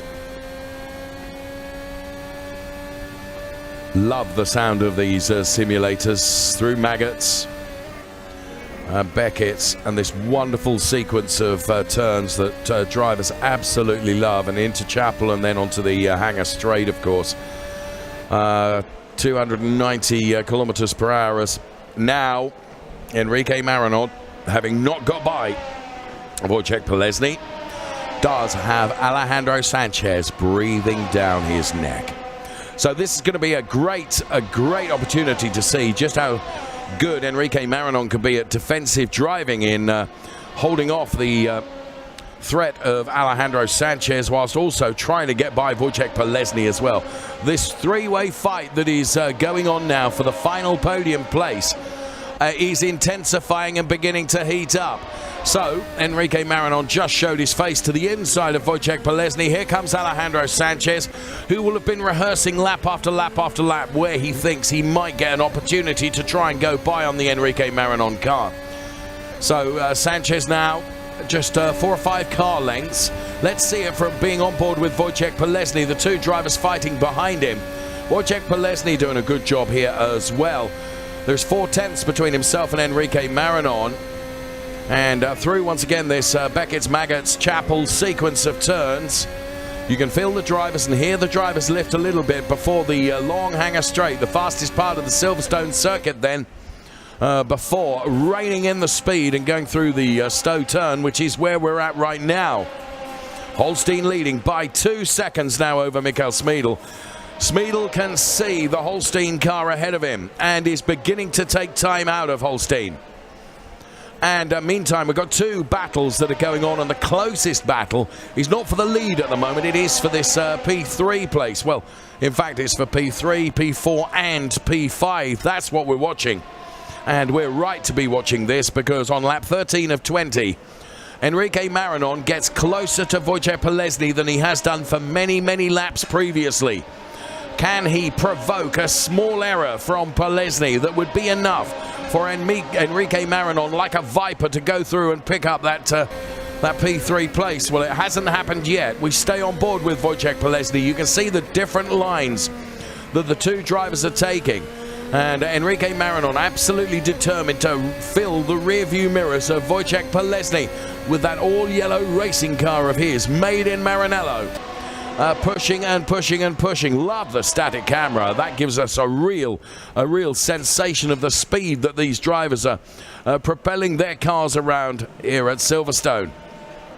Just make a note, another couple of tenths have been taken out of the leading time from Christoph Holstein by the hard-charging Michael Smeedel. Just saying. Just saying. Here's Alejandro Sanchez. Through this corner, take as much speed as possible. Just use the curbs. But keep your eyes on the sausage curbs on the next sequence of turns, because they can really unsettle the car. I think the drivers have driven with remarkable credit. A 1:39.99 from Michael Smeedel is the fastest lap, which means the gap between P1 and P2 is down to just 1.5 seconds now. This man is a master. There is no question about it. It's awe-inspiring to watch him on board along the Wellington Straight as he drives these cars fantastically well. Totally focused, totally composed for the entire race duration. And we are on lap 14 of 20. Here's Enrique Maranon, still not been able to find a way by Wojciech Polesny, who in his own right is doing a very good job in guarding that P3 position. Both Smeedel and Polesny driving in our lounge in Munich, and whatever lounge you're competing in, we're delighted that you're there. Running very wide was Alejandro Sanchez then. Was he trying to get a little bit of a slingshot of speed, perhaps? Or am I being really rather cynical? He certainly has got a little bit closer to Enrique Maranon there by exceeding the track limits a little bit, getting something of a speed slingshot, and that brings him potentially within striking distance of Enrique Maranon. It's all playing nicely into the hands of Wojciech Polesny. The more that Enrique Maranon and Alejandro Sanchez fight between themselves, it just plays into the hands of Wojciech Polesny, who has to enjoy the fact that those two drivers, as they get involved in their own battle, leave him well alone. But that's not the case now, as the attention focus now comes back from Enrique Maranon on Wojciech Polesny.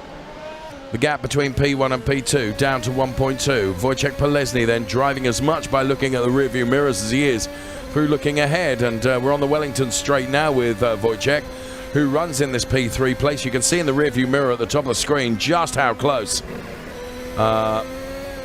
Enrique Maranon is getting. But it's all very well being close. It's all very well being faster than the car that is in front of you. You've got to find a way by it, and thus far Enrique has not been able to do that. In the same vein, Alejandro Sanchez has not really been able to take it to Enrique Maranon, as David Ladamada moves up to P13, having got by Ivan Kaufman. So we have 5 laps of the race remaining. Where has the time gone? Such a compelling race to enjoy. The race action supreme, as Polesny now comes under renewed pressure and vigor from Enrique Maranon. There you can see Wojciech Polesny quite deliberately trying to break the toe and not allow Enrique Maranon any more advantage than he already has, as Maranon and Sanchez concertina up together now, and it could all of a sudden become a joint effort in terms of trying to get by Wojciech Polesny, neither of whom have succeeded in doing so yet. And Enrique Maranon now gets alongside Wojciech Polesny, but it's a long way around the outside here. So he is being pushed into this really by Alejandro Sanchez, who of course is right up his trumpet here. And this is a fascinating battle which is really beginning to intensify and glow red hot in the embers now. Tries to sell Wojciech a dummy by going to the outside. Now he'll try and get underneath Wojciech Polesny. Thus far, none of it has worked. Alejandro Sanchez just stays steadfast in that position at the moment, waiting for these two to fight and to be able to pick up any advantage or any pieces that he can. We ride on board with Wojciech Polesny now. Absolutely brilliant racing. Fabian Vettel, what can Maranon do? I mean, lap after lap after lap, he's looked at every opportunity to get by Polesny. None of it has worked. Yeah, intense racing. We are spectating racing for P3 for the podium, and of course don't forget the race for P1. Yeah, Smeedel is catching up. He's increasing the speed, going incredible pace, and yeah, let's see what the last laps will bring. Thank you so much, Fabian. You're absolutely right. It is an intensive race, and it is a brilliant race to watch, as Michael Smeedel now takes another few tenths out of his previous fastest lap. He is now within 7 tenths of Christoph Holstein, and Michael Smeedel then is on a mission here. So too is Enrique Maranon, who again tries to sell Wojciech Polesny something of a dummy, but it hasn't worked. And what Enrique cannot afford to do is to make himself vulnerable to Alejandro Sanchez. It is the worst position possible for him to be in, trying to overtake and trying to defend at the same time. You can see that Alejandro Sanchez is just being really uber cautious here, and he's allowing Maranon to fight ahead of him. And that is playing nicely into the hands of Wojciech Polesny, who's just steadfastly in that P3 position. Now Smeedel is within striking distance of Holstein. We bring both battles to you because they are both so compelling. The battle for P3 and the battle for P1. There's only one driver really focusing on taking that P1 place away, and that is Michael Smeedel, who over the last few laps really has increased his speed and his pace, as Fabian Vettel told us. And there is a mistake from Christoph Holstein. That plays nicely into the hands of Michael Smeedel. Do you know what? Michael didn't even need to get so close to him, because the pressure was coming, and Michael Smeedel didn't really need to overtake, because Christoph Holstein bowed to the pressure of the masterful Michael Smeedel behind him. And now we have a new race leader. And it came on lap 18 of 20. Smeedel leading Holstein, leading Polesny, leading Sanchez, leading Marinon. So Alejandro Sanchez getting by Enrique Marinon whilst we were watching Christoph Holstein lose out to Michael Smeedel. Wow, what a race in the final stages of this race. You can see that Christoph Holstein is really upset about that, but there is no question that it was a mistake from Christoph Holstein. Maybe it was the pressure that he could see coming from Michael Smeedel. Whatever it was, it played into the hands of the man from the Czech Republic who now finds himself leading the race.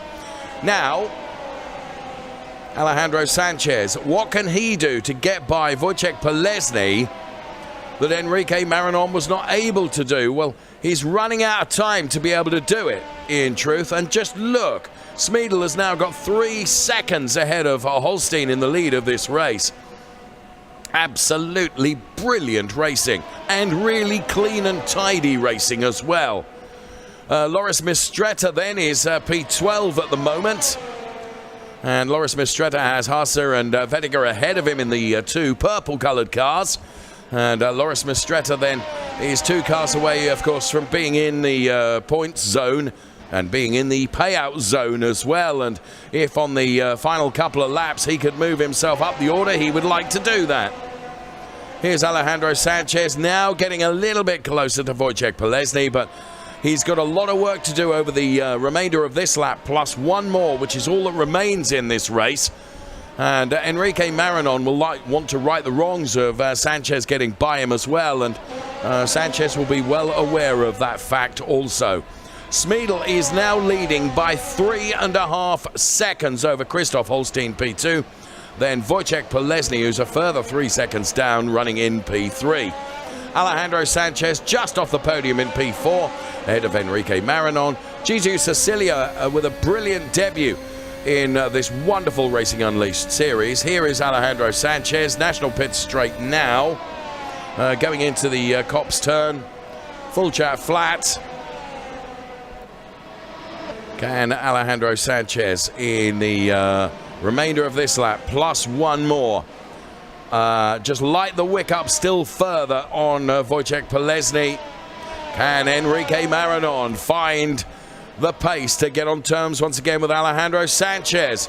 So many questions remain to be answered in the remaining 1.5 laps of this brilliant race here at Silverstone, with Racing Unleashed absolutely going beyond the pinnacle today with a masterclass of really intensive and brilliant racing. And how can Michael Smeedel put in a fastest lap right at the end of the race? Well, his tyre conservation during the course of the race was very clever, his tyre preservation, and of course he has got completely clear tarmac ahead of him.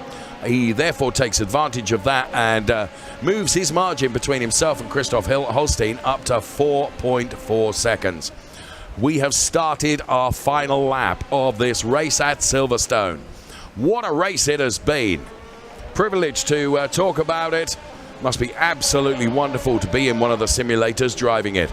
Alejandro Sanchez, he's within 0.5 of Wojciech Polesny, but Polesny has looked rock solid in holding on to that P3 place. If the pressure has come from Sanchez or Marinon, he has not been shaken from either of those 2 drivers. So I rather think that barring disaster, which could still happen, we hope it doesn't, Polesny should have this under control. Alejandro Sanchez in his quest to try and get him on the hanger straight meant he kicked up a bit of dust. Wojciech Polesny now, all he needs to do is stick his elbows out. Alejandro Sanchez trying to get close to him. Smeedel will cross the timing line with in excess of 5 seconds to the good and wins at Silverstone. A brilliant drive from Michael Smeedel, who I believe well, he knew what he'd got to do, and he just spent his time being very clever. I have to say a good well done to Wojciech Polesny as well for holding off Alejandro Sanchez, I should say, and there you can see. So a double podium for the Czech Republic then, P1 and P3, with Christoph Holstein taking P2. Great racing, really clean and tidy racing in my opinion as well. And Christoph Holstein, he'll be saying what could have been, what should have been. He's in Zurich, and he did make a mistake, in my opinion. In my opinion. Here at the start, there was no question about the jump start, was there? I mean, goodness me, I have no race direction qualifications or credibility, but that was pretty obvious to me. I have to say, I think the rest of the start was reasonably clean and tidy. Wojciech Polesny, I have to say, you were under pressure for quite a lot of that race, but you just soaked it up, Wojciech, and you defended perfectly fairly. Actually, I'm not even sure I would say defended, because I don't think anyone got close enough to you to really put a fight on. Great driving, Wojciech. Yeah, thank you so much. To be honest, it was quite difficult to keep the Spaniard guys behind me, but yeah. And otherwise, I'm a little bit angry to Christoph which protested me in the knockout round, so I'll let Michael go. And the final, yeah, it calls him a win. So yeah. Well, I have to say, Wojciech, and I hope you won't be offended by it, I did say when you and Michael were together on the straight, I said, I don't think Wojciech will defend this position too hard, and you didn't. In fact, if you'd have indicated right and had a cup of coffee, it was, but, you know, I understand why you did that, but, yeah, I mean, you never actually, for all the laps that I called it, I really didn't think that you were under threat of losing that P3 position, and you actually made it look much easier than you said it was, because you said you did have to defend and you were aware. Yes, of course, but yeah, the Silverstone is quite, it's not quite easy track to overtake, but I use it, and track was on my side, so. Well, it's a very good day for the Czech Republic racing talent, isn't it, with P1 and P3? Yes, of course. Many congratulations to you, Wojciech, and thank you for talking to us. We really appreciate that. Thank you, too. So, Wojciech Polesny then with P3. There is Devin Iskro and David Laudamata then having a conversation at the end of the race. And here is Christoph Holstein.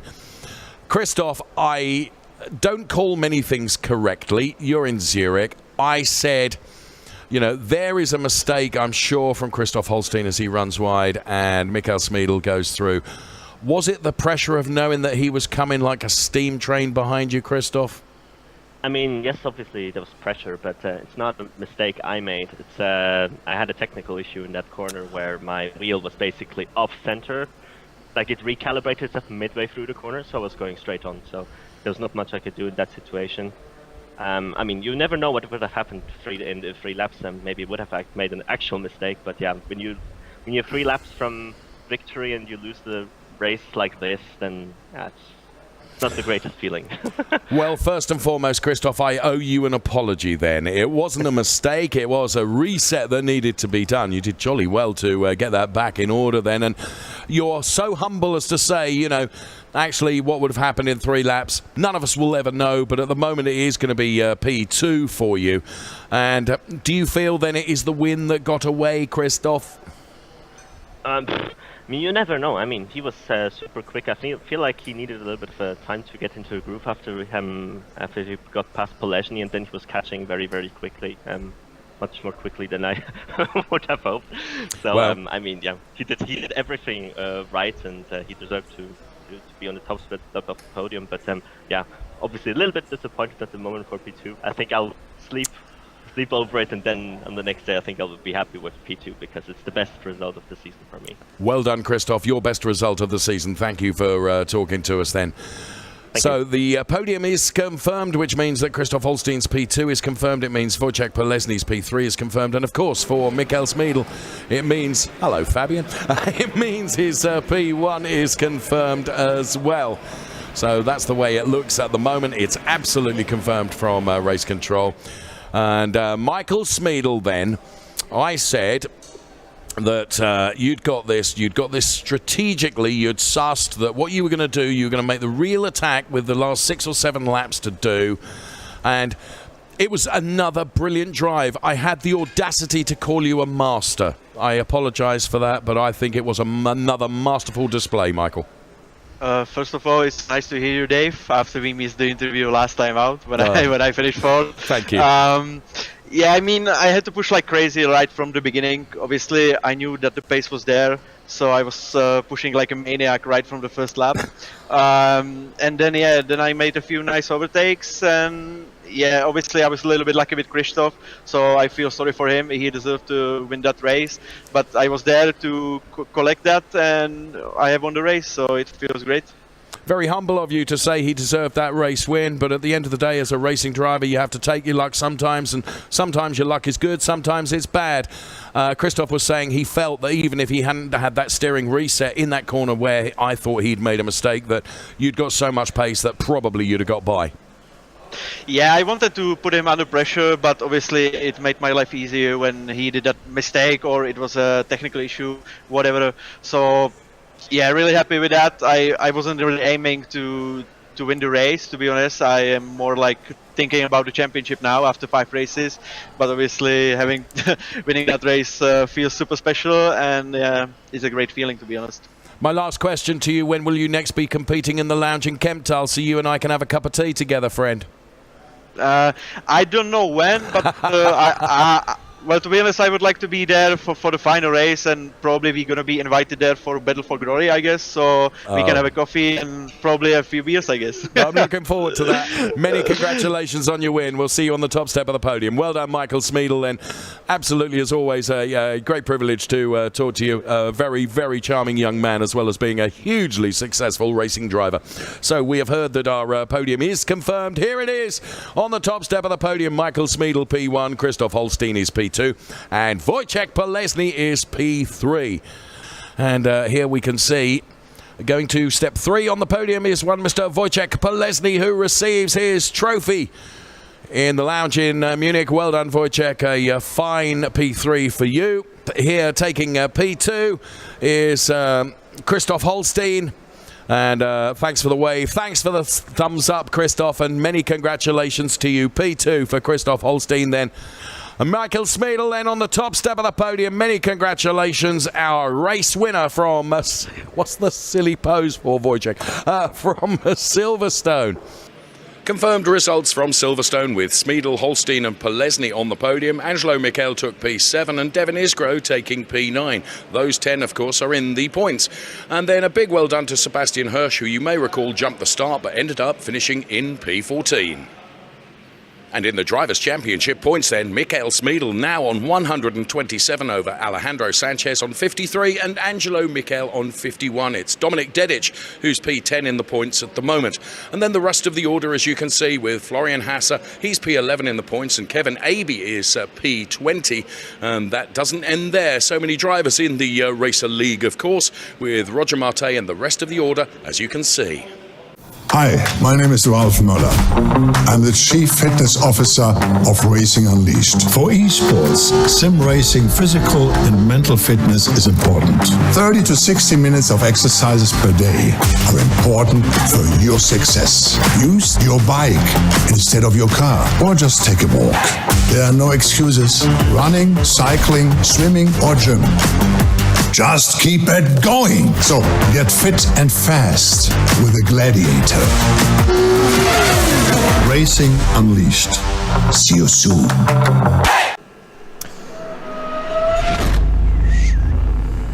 This is Racing Unleashed Beyond the Pinnacle. Hold on to your hats. We are on the grid. Who is going to be king of the late breakers? Excellent onboard shot. Michael Smeedel is throwing absolutely everything at this, including the kitchen sink. He is a fighter, a warrior. And look at this! Look at this! Unglaublich! Wow, qué pelea! I'm loving this.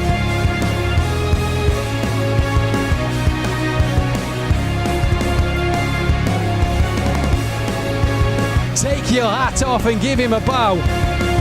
He's already in the lead, and now he can sail off into the sunset. This is Racing Unleashed. And welcome back to Racing Unleashed here for 2022, where we go beyond the pinnacle. I'm Matthew Duffin, your host once again, and I'm joined by James Walker, who is stood just outside race control, James, where there's been a few penalties issued to the starting lineup for the race. That's it. You can see right behind us, and this never ceases to impress me, just how much equipment and how in-depth in the data these guys can drill down into. But you're absolutely right, Matt. The guys have been glued to those screens, checking out the incidents, and therefore what penalties might be applied going forwards. Indeed, and penalties all up and down the grid. Let's take a look at what happened in the race. A few replays here as we can see what happened to a few of the drivers who have picked up some penalties. Here is Tufin into turn one then, and just a little optimistic, tapping the rear of the car on his outside, manages to hold it all together. Loris Mistretta then trying around the outside at the hairpin and not getting the run he wanted. Alejandro Sanchez, that's a little optimistic into the hairpin and forcing two cars to come together, as you see from the bird's eye view. Just way too late on the brake, and a gap that, in my opinion, was always going to disappear. Michael Schmiedl here, then this is where we saw him and Sanchez just go wheel to wheel a little bit there, and just enough room there for Schmiedl. Mark Gasner through the hairpin brilliantly side by side, and then just a little tap on the wheel to wheel.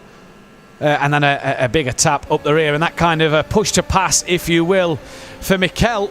Another one, look, just trying to force his way through a gap that isn't quite there. Fabio Vertinger as well, you know, just closing the door on another driver and slamming it shut. Loris Mistretta late on the brakes, and so very late, and catching out a few drivers there, James, and some silly little errors that drivers didn't need to make. There are, yeah, but I think, you know, what's great from that aerial view, that top-down view, you can see just how tight it really is. Sometimes when we're on board, it doesn't perhaps give that you know, sense of how many cars are in such a small space at such a short time. So you can sort of understand that sometimes they've got a massive amount of pressure on them. They're all going into a very tight space of tarmac, fighting for that, you know, same space. So small mistakes, but let's see how that unfolds later on. And based on the tightness of the hairpin, especially with the race coming up, a packed grid early on in the race, it could provide some more dramas going into that. As the Challenger League standings then, the Challenger League grid order looks like this. Yannick Vonenberg will start on P1 with Kevin Abi then lining up alongside him. Dominik Dedic promoted to P3 with Michael Schmiedl and Lars Bulmer also promoted up a slot. Alejandro Sanchez demoted down into 6th place with Jan Tufin, Angelo Mikel, Florian Haas and Mark Gasner bringing up your top 10. Second page looks like this. Javier Loro and Ivan Koofman 11th and 12th. 13th place for Enrique Marinon. Loris Mistretta in 14th, Holstein 15th, Fabio Vertinger, Wojciech Poleszny, Roger Mart and David Ladamorda, who had simulator problems, James, which caused him to miss the qualifying session due to his simulator crashing on him. Yeah, I mean, in a strange way, despite the fact that we are racing in a simulated environment, it's quite ironic that we're having physical hardware issues there. And that, to me, actually keeps the variables of what could go wrong really interesting. You might expect a glitch in game, but for an actual sim to go down is the real world equivalent of your engine blowing up. So yes, it's really mixed up things for us here. It does indeed, and it also gives him, I know that race control allowed him to have a little bit of a drive on another simulator to get him comfortable, but it kind of makes you think, doesn't it, going into the race, is this going to happen again? What am I going into later on? It does, yeah. I think it's great that there are added pressures here. I think you'd be forgiven looking from the outside in that this is just a sim race, but as we touched on, the variables here, the amount of different impacts that could happen based on the unknown, for me, keeps it interesting. Indeed it does. Any tips on a race winner? Oof. I mean, I'm just going to have to go for Schmiedl, because not just based on track record, just watching that guy, the way for me, he seems to thrive in an opportunity of having to work his way through a pack. So I think he's going to settle in a mid-race. We're going to see some interesting moves from him. Indeed, we will. Alejandro Sanchez as well, demoted from 2nd all the way down to 6th. What's his mindset going to be like going into this one? You know, right now, when you think you're somewhere and then, you know, he's been sitting on this now for the last 40 minutes or so, hoping that he's going to maintain that place. All of a sudden, he's been demoted. Not only is that a practical challenge of having to work his way through, but mentally, that is a knock for him. So he's got a few challenges to overcome to make his way back to where he was. He had the pace to do so, and we'll find out a little later on if he can make his way to the front of the grid. Very tight track here, James. There could be a lot of incidents coming into that final sector, especially in the early laps. Yeah, I think one thing that isn't conveyed too well is actually the surface of this track. Despite it being Barcelona, despite it being dry, the actual surface of this track is actually quite slippery. So there are parts in here where it's important for the drivers under pressure not to get on the throttle too hard too early, because that could catch them out. And again, as we touched on top of that, it's quite a tight track as well, so overtaking opportunities are pretty slim. They are indeed, and I'm sure all the drivers are going to be looking forward to the challenge they have ahead of them in the race a little later on. And James, obviously we'll be back with you in and out of the race throughout the rest of the afternoon, as that is what's coming up later on in the programme then, as race control have all their work cut out for them this afternoon, no doubt. Drivers just getting into the simulators now. James, at this point yesterday, while we still have you, what was your thought climbing into the sim? We have just lost James as we go to the grid then, and we line up then with David Ladamada on the grid in P19. Simulator problems for him early on caused him to have to change his simulator, and it meant he wasn't able to set a qualifying lap time. He hopefully then is going to be going in this one. Roger Marte in P18 alongside Wojciech Polezny then, who is in Munich in 17th place. Work to do for both of them to climb up the order. P16 on the grid then goes the way of Fabio Vertinger and Christoph Holstein in P15, who I believe we're going to speak to momentarily. And Christoph, are you there? Not at the moment, as he's just put his headset on. We believe that Christoph is going to be joining us in the commentary box for a little chat on the grid in just a few moments' time. And there you see in Zurich and in Keptal. I believe we have Christoph with us now. Christoph, going into this one, P15, what can you do for the race? Well, it's difficult to tell, really. It's always all about not getting caught up in any incidents. Normally not doing a good job at that, but we will see how it goes this time. Get some points on the board, that would be great. Yeah, just try to make any mistakes. Well, we wish you the best of luck, my friend. Thank you. Christoph Holstein there in P15, and I do believe we have Fabio Vertiger with us as well. And 16th place, Fabio. A lot of work to do to score some points today. Yeah, hi Matthew. Listen, it wasn't really the best knockout qualifying for me. Made a couple of mistakes on my own. And then obviously that incident with Wojciech Polezny, for which I've already apologized to him through the phone. So yeah, the game plan really is just to don't do any mistakes. Try to keep the pace up that I had through the trainings, and then see where it leads me. Well, hopefully you'll gain some places in this one, and best of luck. Thank you. That is Fabio Vertiger 16th and Christoph Holstein 15th. Loris Mistretta in P14, and I believe we can get a word with Loris now. And 14th place, you're on the edge of the points. Can you get them? Yeah, let's see. I hope I can get in the points, but it's going to be a chaotic race, so yeah. Game plan for this one? Sit back. Well, best of luck, Loris. Have a great Thank race. P13 alongside him is Enrique Marinon then. And in Madrid, he's got a very difficult race ahead of him. In that mid-pack, of course, on the grid. You never really want to be there at a tight, twisty circuit like this. Ivan Kaufman, P12 in calm. He's fully focused and ready to go. And Javier Loro then lines up in P11 from Madrid. And a decent knockout for Javier, but a few mistakes. Can he iron them out? Can he get them sorted for this race. He looked like he had some good pace in the knockout session, so I'm sure he'll look to correct them. Mark Gasner then P10 in Munich, and Florian Haas in P9 also in Munich. It's an all Munich row, P9 and 10 in the points. Can they stay there and defend their positions in this one? Obviously 2 drivers in the background of both their screens coming up the order, and here is one of them, Angelo Michel, who I believe we're going to be able to get a word with, and Jan Tufin P7 and Angelo P8 on the grid for you. Some work to do to get on the podium.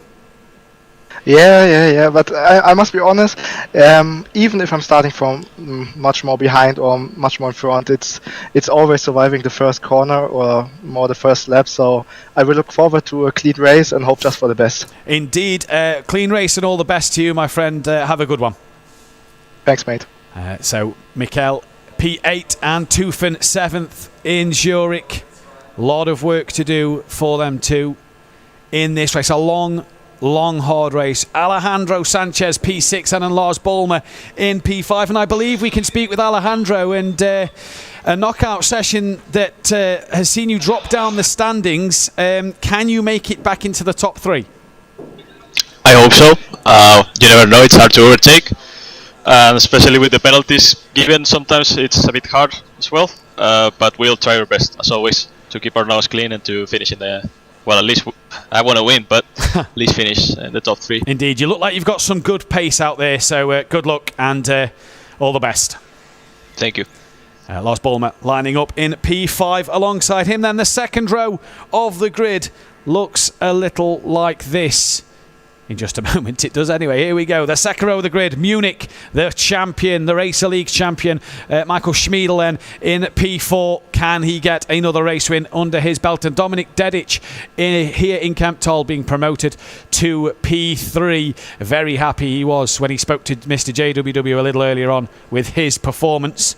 And the front row of the grid. Yannick Vandenberg, as we know, kept his pole position. And he's lining up alongside Kevin Abbey in Zurich then. A new look front row with Alejandro Sanchez dropping down the order. And what is going through them 2 young men's thought process at the moment in this race. Like Yannick said earlier, it is a long run to turn 1. Anything can happen if you get a good start in this one. So that then is your grid order and the classified grid order for today's race here in the Race League. Let's have some fast facts now.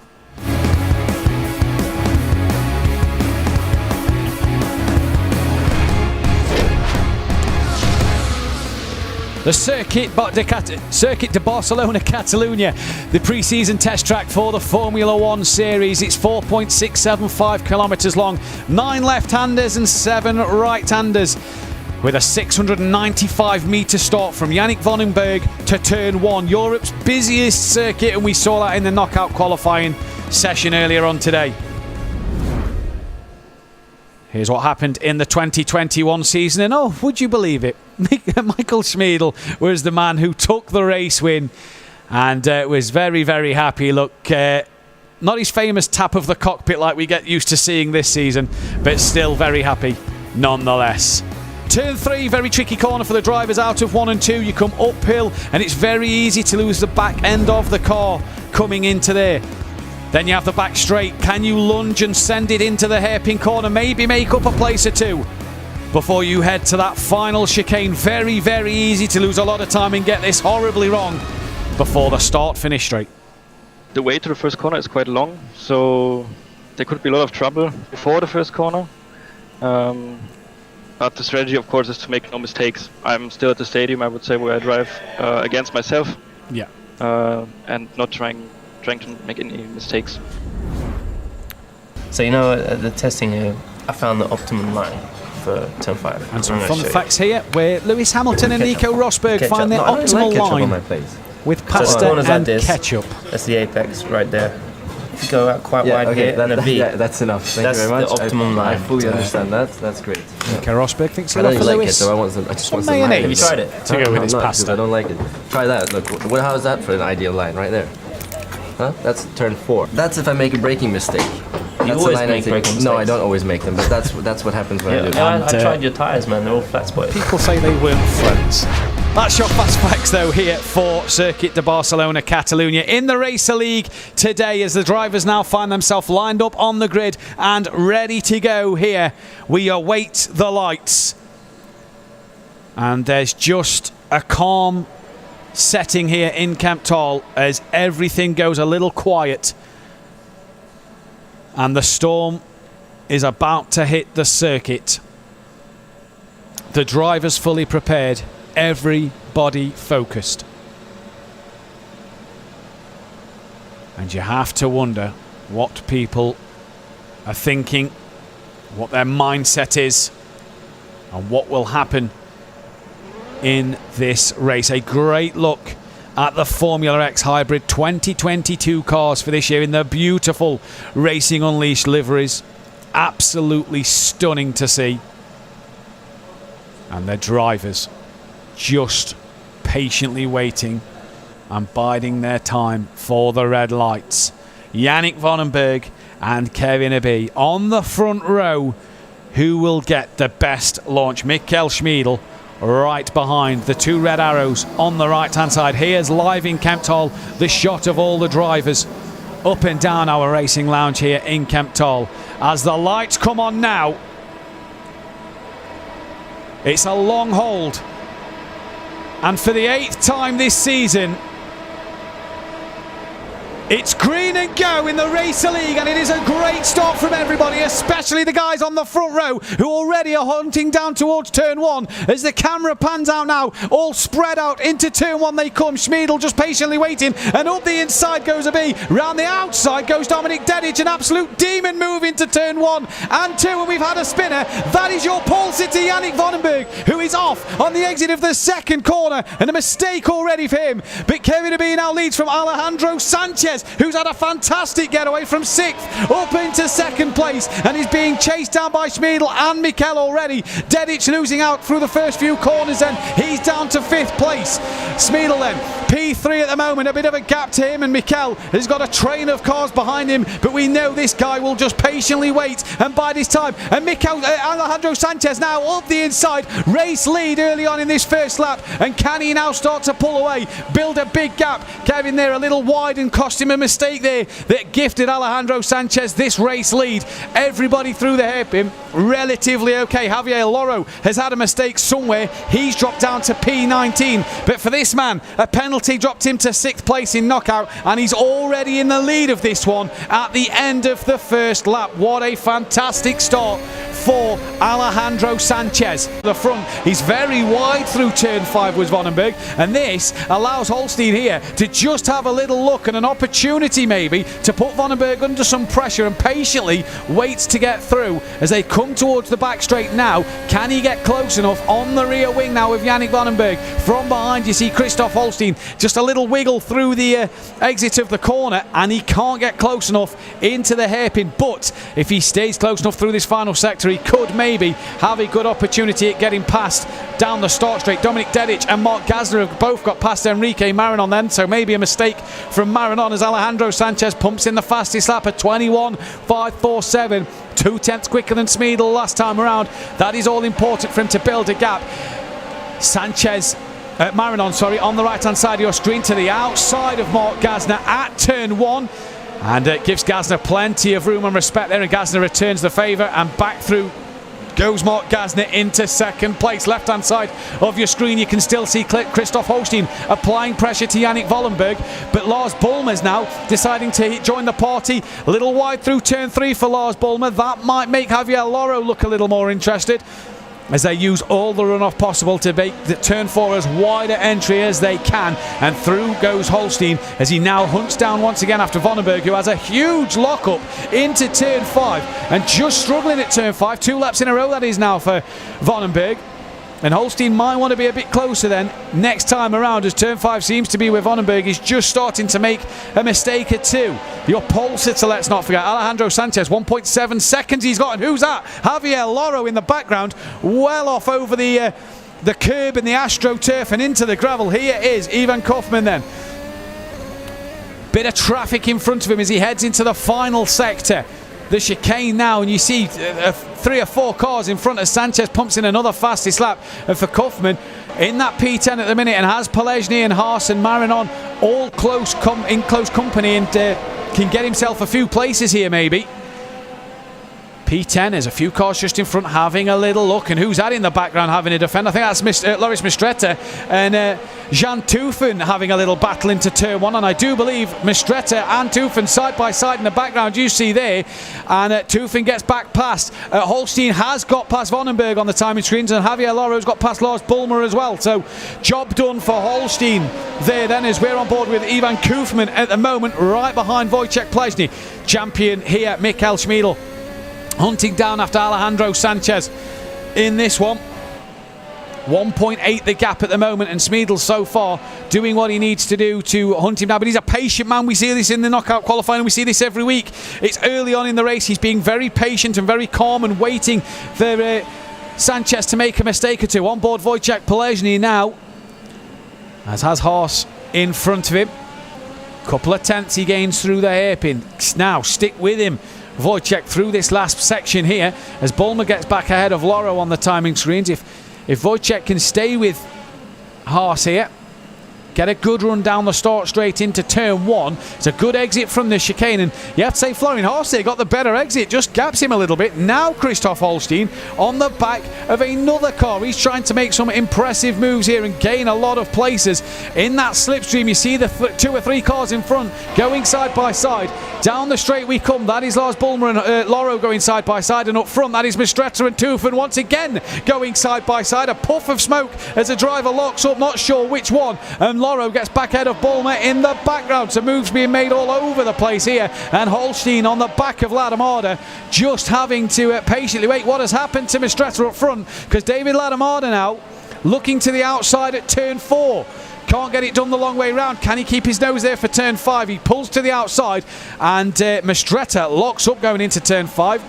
Ladomada just losing out a bit of a run there. Did have a nose ahead at one stage, and Christoph Holstein is patiently watching these two go through, and Mistretta there, a little lock up from him, and again just makes another mistake in front of Ladomada.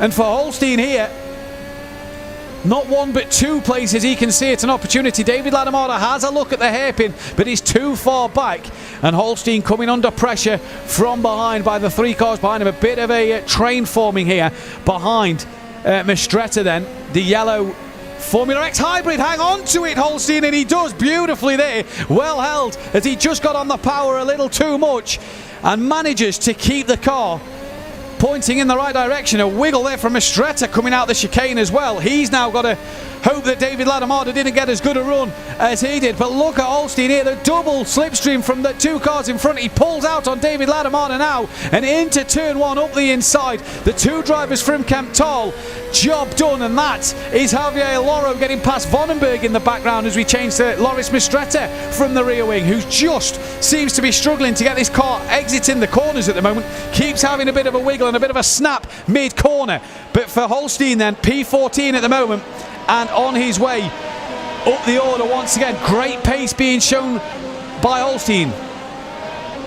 Was that Holstein looking up there actually? As we say, great pace. I think he's just locked up into the corner.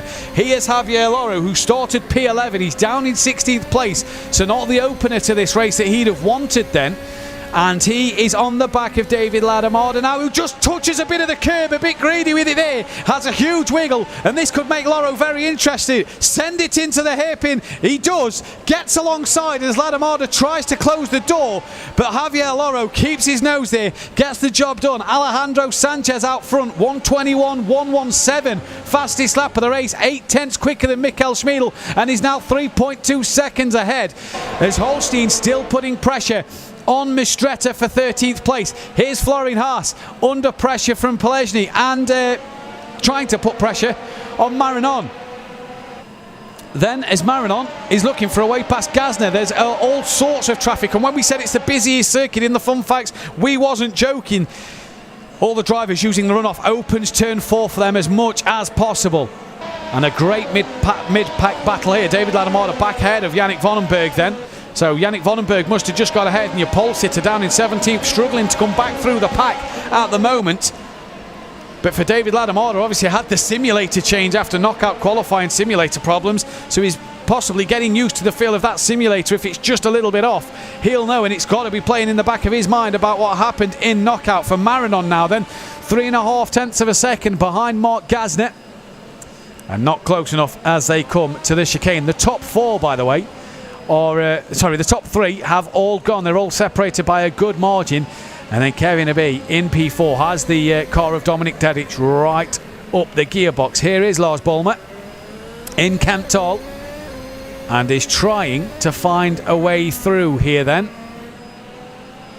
P18 at the minute has Vonenberg right in front of him and has David Ladamada there as well. David Ladamada's lost 2.5 seconds to Loro since Loro got through. Back to Wojciech Polezny. That up front is Marinon and Haas, I do believe. Sorry, Marinon and Gasner having a good battle here. Here's Polezny trying to get on the back of Haas. Marinon still trying to get close enough to Gasner, as Gasner's lost a lot of time to Dedic over the last part of the lap. Polezny here smells an opportunity of getting into that top 6. Gasner's got ahead of Marinon, and Mistretta gets himself ahead of Loro now, so he's back ahead of Loro on the back of Mark Gasner. Marinon is lurking behind him, and there is Haas and Polezny. Kaufman coming as well, so a lot of people trying to make up places here. Gasner though just seems to be struggling at the end of the last lap because Marinon is coming at him. Christoph Holstein now on the back of Fabio Vertinger. These two started P15 and 16 alongside each other, and they seem to be following each other through the traffic at the moment, and they're on the back of Tufen for P12, for P11 potentially.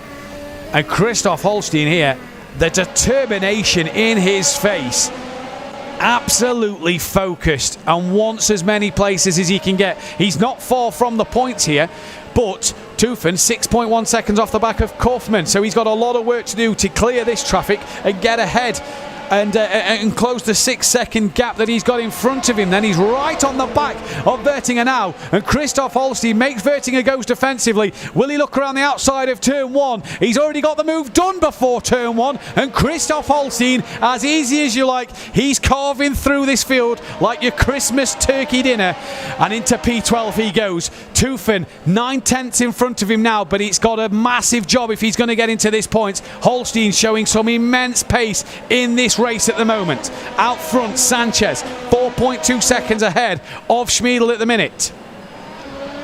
Schmiedel 3.6 ahead of Angelo Mikel, and then he's got 5.8 seconds to Kevin Abbey, who has Dominic Dedic right all over the back of him. And in fact then there's a big gap back to Kaufman. Here is Sanchez. He just looks like he's having a Sunday stroll in his cockpit there in Madrid. He is cruising, pumping in fastest lap after fastest lap.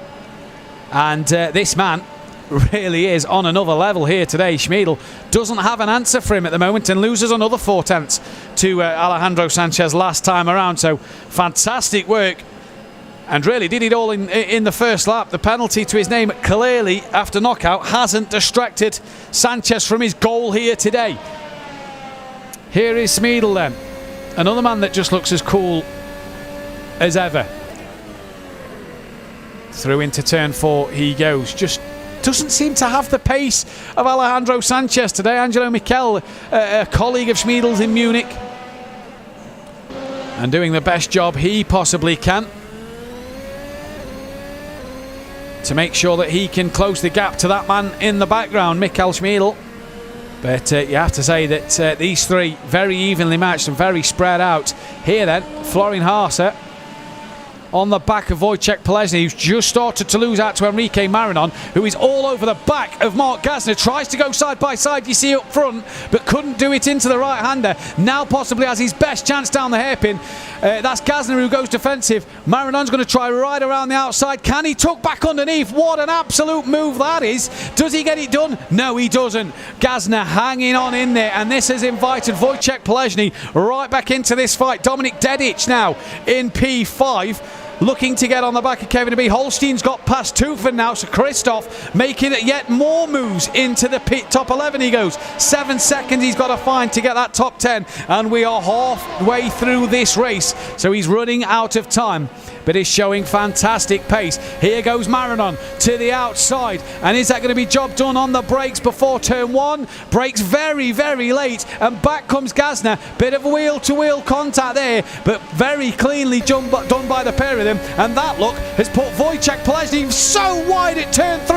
Has a bit of a wiggle as well. Does this allow Florian Haas to come through? It does. Lock up from Haas, and then underneath tucks Koofman, and well, a mistake from the 3 drivers in the background, and Koofman comes away up into P9. And while all these drivers, these 5 are squabbling here, this allows Holstein to cut the gap. It's already down to 6.1 seconds, and Koofman there gains a place as Florian Haas tried to tuck underneath Wojciech Polezny and just locked a wheel up into turn 4.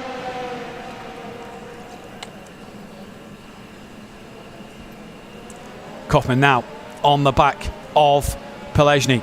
Lock up from himself. Polezny on the back of Gazner. Marinon, job done. And just in front of Marinon is Dominik Dedic and Kevin Abbey, as the top 3 have just checked out here in a world of their own. And there is Dominik Dedic just fighting with the wheel a little bit, and you just see from his facial expression there that he just knows he's made a little mistake coming through the chicane, and that's cost him the run down the start-finish straight to get onto the back of Kevin Abbey. You saw it in his face. He knew he'd made the mistake. Javier Loro for P14 has got past Mistretta, and Dominik Dedic has that work to do all over again. A fantastic knockout qualifying session here, and as Mr. JWW, James Walker, spoke with him earlier, he was very happy, but he'll be disappointed with his error at the chicane there at the end. And look at this battle once again. Florian Haas on the back still of Koofman, Polezny and Gazner. Then Marinon has dropped Gazner, and Christoph Holstein here has the gap down to 4.8 seconds. He is showing some incredible pace at the moment and is really gaining on this little quartet of drivers here. Here is Florian Haas in Munich, and just cannot get close enough to the traffic in front. It was his mistake that allowed Koofman through. There in the background, look, you see Holstein 4.4 seconds the gap now. He's really on for some points here. It was 7 seconds 2 laps ago. He's gained 3 seconds over that 2 laps. What pace Holstein is showing us today. Ivan Koofman on board him behind Wojciech Polezny. Polezny there just bouncing over the sausage curb, had a bit of a slide on the wiggle, on the rear, sorry, and a wiggle as he corrects it. Marinon does his best lap of the race, and you see Koofman going a little defensive. Here is Wojciech Polezny then, trying to stay in that slipstream of the car in front, and Dominik Dedic has come under pressure from Marinon, and I do believe Enrique Marinon has worked his way through, and that is P.U. Zadov. That is Enrique Marinon, who's had a mistake somewhere. That's coming through turn 1 and 2.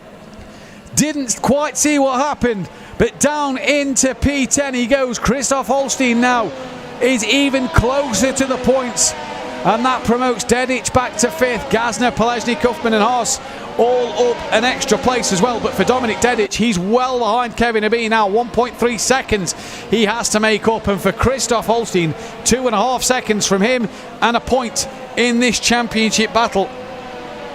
And Enrique Marinon, you know, who wanted to outscore Wojciech Polezny today, only needs to outscore him by 3 points to gain an extra place in the championship. And with Javier Loro not yet in the points, it would have gained even more places for him. For Holstein, he wants to not lose too much ground to Angelo Michel, but at the minute that is happening. On board with Enrique Marinon now after his mistake at 1 and 2, has got work to do on the back of Florian Haas once again then.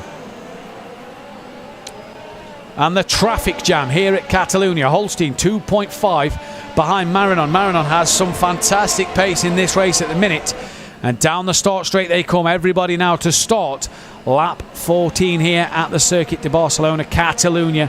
Race 8 of the Race League series here at Racing Unleashed. And I tell you what, the drivers, everybody here has been relatively clean at the moment, and very good driving from all drivers. Dominik Dedic needs to get back on the pace here then and close that gap back to Kevin Abbey for that top 4. That's Mistretta very wide at turn 3, and Vertinger then manages to hang on to P14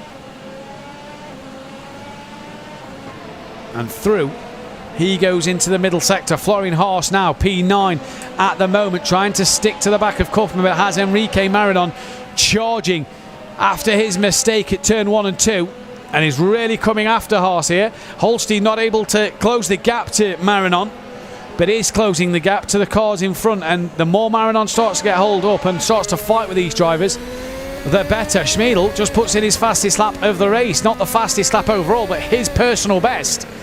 And that gap 5.3 to Sanchez, I think is too late for Schmiedl to get anything out of this race. A second place, I think the top 3 look pretty set in stone here. All provisional results, let's not forget. And snake-like movements down the straight. Here comes Marinon now on the attack of Florian Haas. Into turn 1 he goes. He's got Kaufman just in front. Does it, pulls in front into the braking zone. And Marinon back into P9 and can head after some more places here. And after his mistake a couple of laps ago, he now is on the charge to get as many places as he can. And 1, 2, 3, 4, 5 cars potentially in front that he could all get past and be in that top 4 or 5 spot come the end of this race. The top 3 have gone that much that Kevin Abbey has Dominic Dedic back within a second of him now, but he's 11 seconds behind Angelo Mikel. So Mikel here is absolutely flying at the moment. And Enrique Marinon using as much curb as possible there to get as much to extract as much speed from the car as possible. Then all drivers having a look, just getting a little tighter in this top 10 fight here. Christoph Holstein now 1.8 off the back of Florian Haas and can set his sights after some points maybe in this one. He's had some fantastic pace. As through the drivers come, Wojciech Polesny into the final chicane on the back of Gazner now, who's just got a bit of breathing space between him and Dedic. Dedic being able to put the distance between the two of them. And Polesny, then you see Gazner all over the place on the straight trying to break the slipstream, and Polesny follows him and goes with him and just gets closer and closer, and Gazner moves once, holds his ground in the middle of the track, forces Polesny the long way around, and Polesny then a little wide and has to return that place back to Gazner. Indeed he does so, as Javier Loro now has got past Jan Tufen. That is for P12. Christoph Holstein must have made a mistake somewhere because he's just lost a few tenths to Florian Haas then over the last lap. But for Polesny, work to do. Javier Loro cannot see a car in front of him, but is being attacked from behind. And the man who sits 5th here would have wanted to catch Holstein in the championship a little bit here, but is not going to score a point for P12. Saying that, neither's Holstein, but they are going to be gained. They're both going to have Enrique Marinon gain on them in the championship. There's Tufen here then, trying to stick with Loro. Sanchez crosses the line to start the 17th lap of the race. Schmiedl follows him through. Polesny once again then getting closer and closer to the car in front, and once again will attempt it down the start-finish line here. But we've seen the snake-like movements of the green Formula X Hybrid 2022 car in front. Goes to the right now, comes back to the left, cannot break the slipstream, but it's very clever here. He's gone earlier and comes back across. And will he move to defend now as Polesny gets closer? No, not close enough. And look at Dedic up front. Marinon's got past Kaufman in the background, so that's a change for Enrique Marinon as well. Dominic Dedic up front, right on the back of Kevin Abbey for P4. And Marinon, once again, is working his way through the field. And here is Dominic Dedic. Oh, bit of a wiggle once again. But he's getting on the back now of the car in front, who's very wide at turn 5. And Kevin Abbey then is coming under some pressure from Dedic, and Dedic's driving a fantastic race at the moment. He's a little wide through the chicane. It's not going to hurt him too much. A good run through here though, as he loses a few tenths. Set him up in the last sector for a good slipstream down the start straight. Polesny now has Marinon on the back of him as he's still trying to attack Gazner, but Dedic just losing a bit of time in the middle sector. To Abbey up in front of him. Nail this final sector, Dominic, and you could be a very happy man in the slipstream down the start-finish straight then. Gains a tenth at the moment, a tenth or two at the moment, as on the power they come. Here goes Dominic Dedic now then, within 0.6 of a second, using all the runoff available to him on the outside. And behind him, Gazner defending from Polesny once again. And Dedic getting closer and closer to the back of Kevin Abbey. Not close enough. Look at everybody defending in the background. Polesny's not going to be able to attack Gazner then, and I think Haas is defending from Holstein, and Koofman is defending from Haas. Koofman then has been passed by Haas, and Holstein on the back of a couple of points here now, and can sniff an opportunity at maybe a point or two in this Racer League race at the moment. Holstein's got past Koofman on the timing screen, so he's into the top 10, and that is points, and can see the car in front, who's they both lock up. All three drivers lock up into turn 5, and Koofman round the outside. Job done back in front of Holstein, so a mistake from Christoph Holstein then, allowing Koofman back through and out of the points. Drops Holstein once again here. Top 3 completely separated. Koofman has the pressure from Holstein behind him into the hairpin, running out of time. We're on lap 19 of 22. If Holstein's to get some points, he's got to do it now. If Marinon wants some more, he's got to do it now. We're running out of time. Remember yesterday, Valverde left it till the very final lap to get past Yannick Pletcher. Are we going to see a bit more of that today? Dedic on the back of Kevin Abbey. Down the start straight he comes. He's a little bit closer this time around, and that slipstream's going to have more of an effect as they come towards turn 1. Not close enough for Dominic this time around. He needs a better look at the closing speed on the brakes into turn 1. He needs a better exit in that middle sector, is where he seems to be losing all of his time at the moment. Gap back up to just under half a second here then. Back on board, Wojciech Polezny. He's got Marinon behind. He's got Dedic and Kevin Abbey up front. And he's still got Gaznet right in front. And Wojciech must be able to paint a picture in his mind of the back of that Racing Unleashed Formula Hybrid X 2022 car in its colours and everything, because he's been stuck behind Gaznet now for majority of this race and just cannot find a way through. That was a lock-up from Kevin Abbey and makes Dominic Dedic a little interested now. Dedic is a lot closer in the final sector, and this is crucial for his run into the start straight.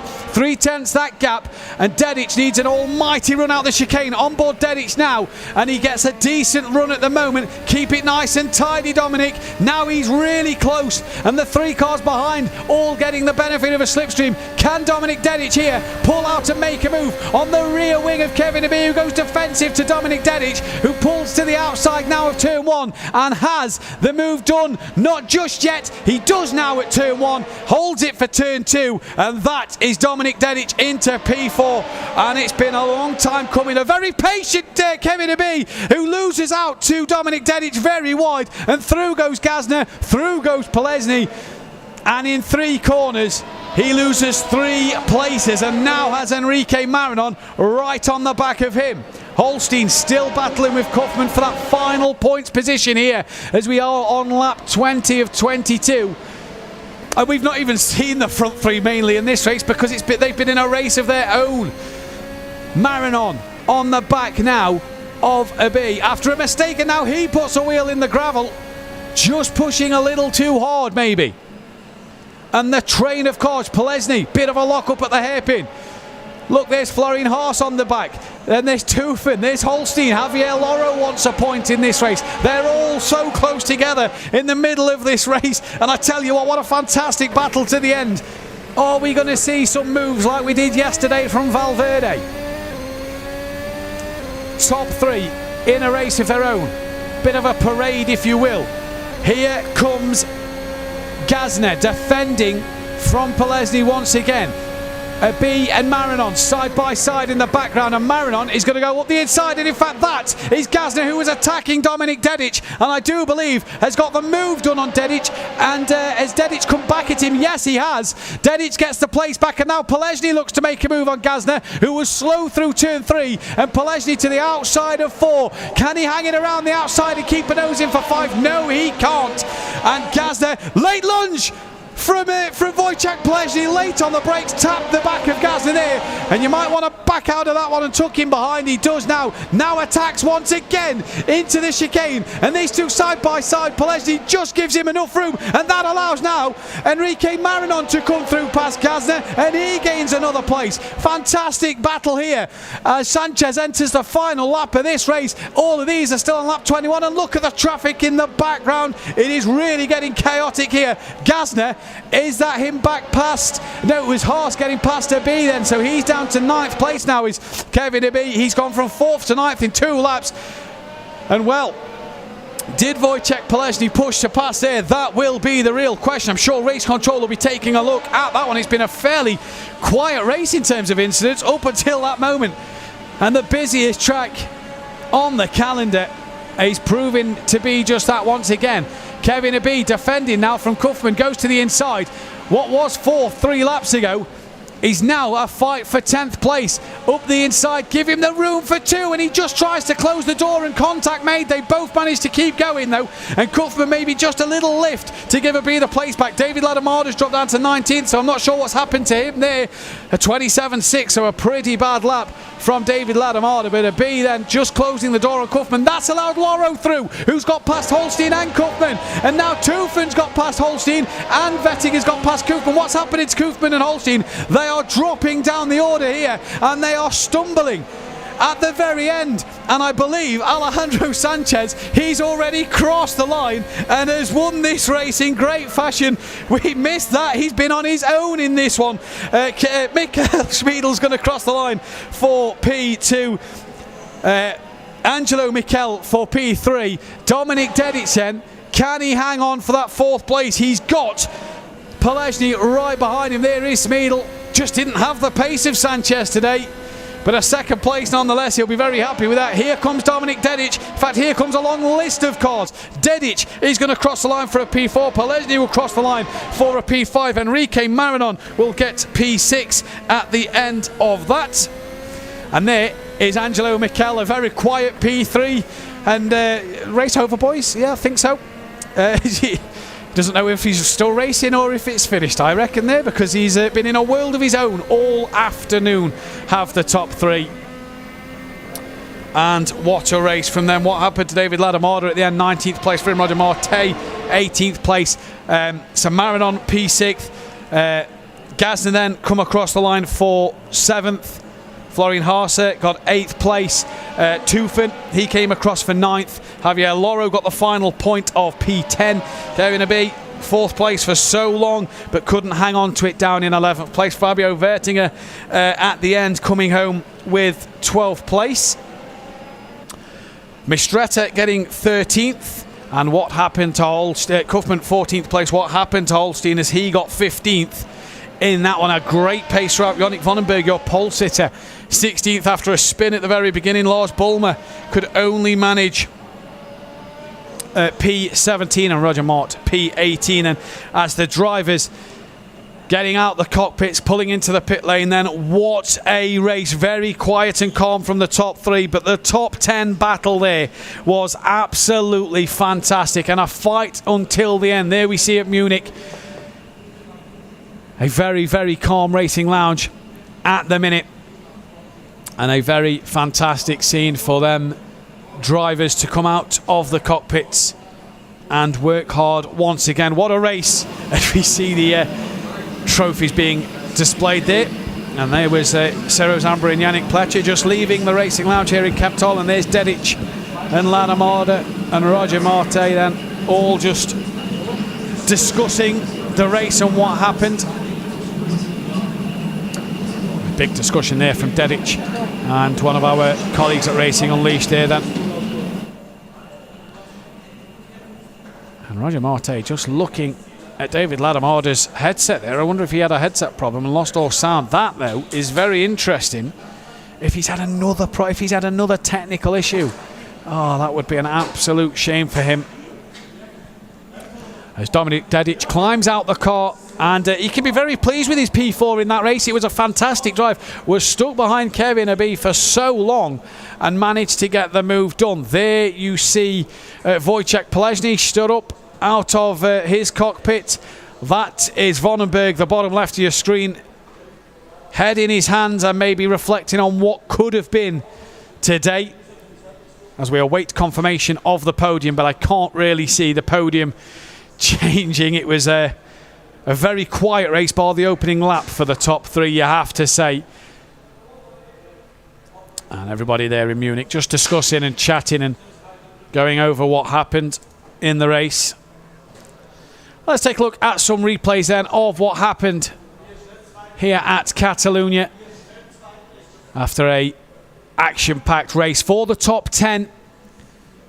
You see Yannick there describing to Wojciech Polesny maybe something that happened at the start. Here is the start, and here is Alejandro Sanchez's start of the race, and what a launch from the man there, straight past his colleague on the same row and already looking down. There's Smeedle and Dedic going wheel to wheel, and watch Dedic here right around the outside of Vonenberg and just comes off the curb and taps Vonenberg off at turn 1. So that is what happened. Look, sort of bounces. We saw that with David Seed and Valverde yesterday, just not to the same extent. Here's Lars Bulmer, and 3-1 chaps will not work.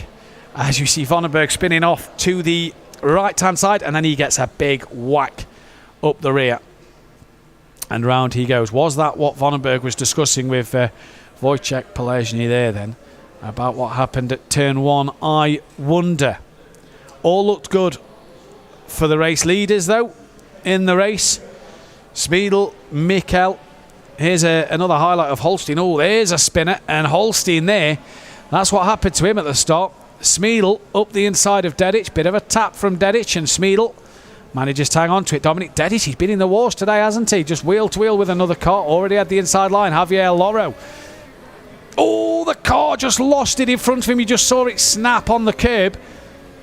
And that meant Roger Marte had to avoid the action. David Ladamada. Oh, a car spinning on the outside. Bounces off one. Playing pinball between the drivers. Dominic Dedic, that's how he lost out to Kevin Abia. Lock up into the hairpin. Dedic been in the wars in this race. Tries to keep it up the inside, but had a nose there, and the door was firmly being slammed shut. And Dominic Dedic, and he's really been in the wars today, and I'm sure race control are going to check everything over to make sure everything is as it should be in this one. Then we are still awaiting confirmation of the podium, and we'll bring that to you as soon as possible in this one. As I just look to the left of me, and race control are thoroughly checking everything over already. And there you see Dominic Dedic and David Ladamada. Two familiar faces from the Challenger League as well. Ciro Zambra and Yannick Pletcher there joined us in Kemptall today to see the action and to watch everything unfold here then. It's Dominic and David Ladamada, and just discussing what could have been maybe in that one. And work to do for race control. A lot of work to do. Busy weekend they've had this weekend, as everybody now has time to just reflect and stand. Ciro Zambra there, our safety car driver for today, got the honours to drive the safety car, is coming through. And race control are just making sure everything is the right decision.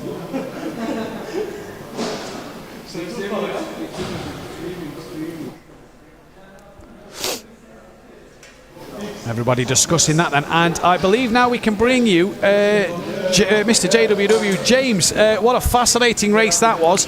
What can you tell us at race control at the moment? Well, as you can see, drivers are glued to it, quite rightly so. I had the honour of being directly in race control during the race. The breakdown and the information and how seriously these guys take it is fascinating, and that's why immediately, straight out of the cockpits, the drivers come down here just to check out what's going on. I have actually had confirmation that the positions are now locked, so we will be getting those shortly, but right now it's an intense moment until these guys find out what's what.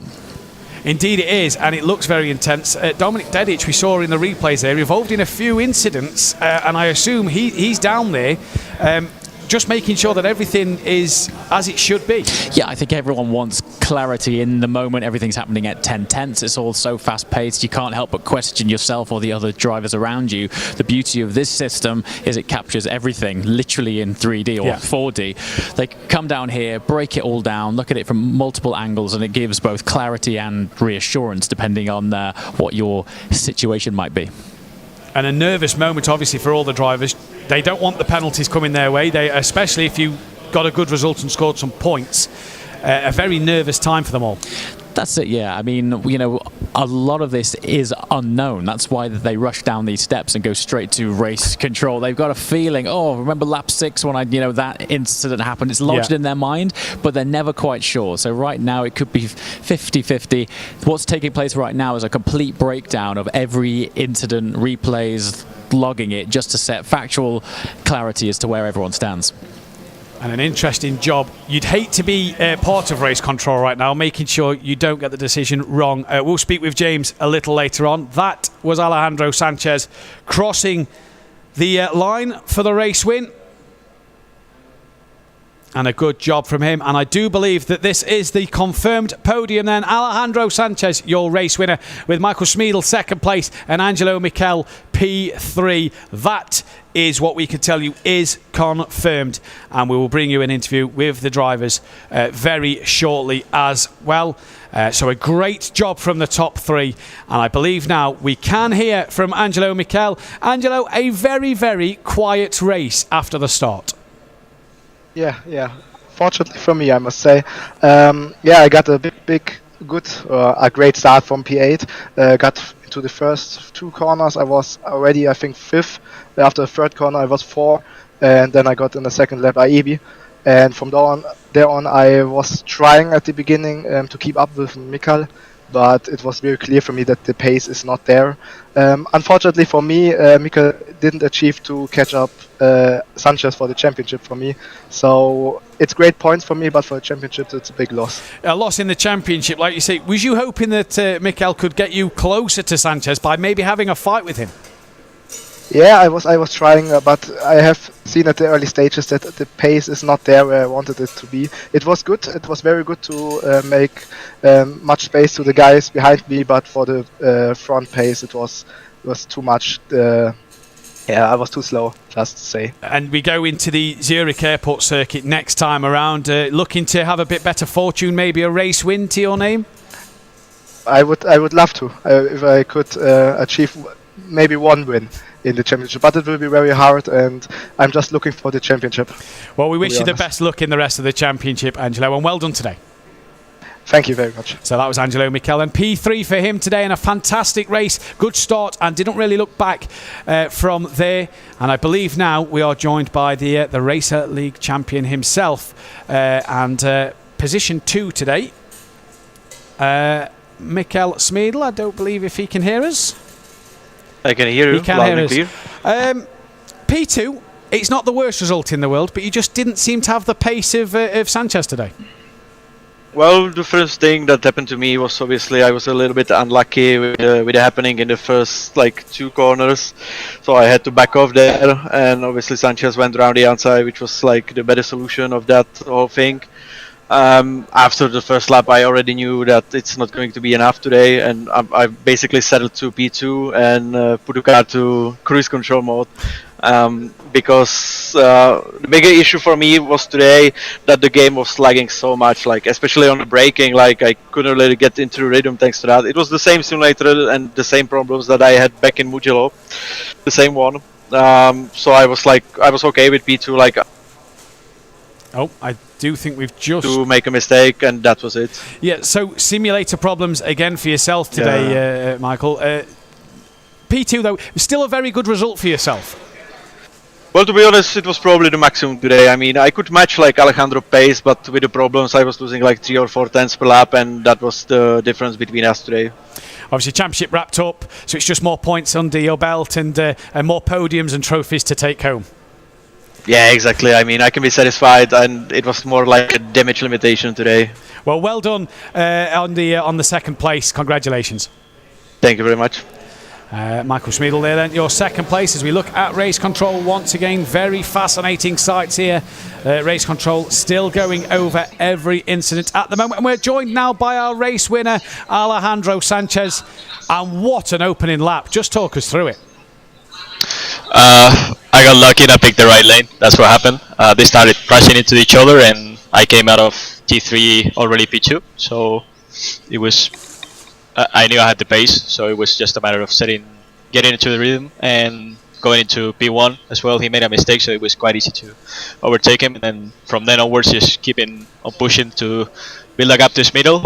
Sometimes the game was lagging as well, so it was sometimes difficult, but I think I made a great job keeping my pace. You did a fantastic job keeping your pace, managed to gap Schmiedel very, very quickly. And after the first lap, after you'd got that gap to Schmiedel, it was pretty much a Sunday drive, a stroll in the park, if you will. Yeah, I never stop pushing because otherwise I get boring. That's when mistakes happen. You need to keep track as well of the gap to the guy behind in order to keep it interesting. But yeah, I wouldn't call it a Sunday drive, but it was more calm than other races for sure. I didn't sweat as much. And after the knockout qualifying, demoted 6th, winning the race must feel even better. Knowing the fact that you've outscored Angelo Michel as well, gaining points in that championship to secure that second place. Yeah, I'm hoping to keep my pace for the last 2 rounds so I can secure P2. I think I am able to do it, definitely, if I keep on working. So, yep, that's the goal for now.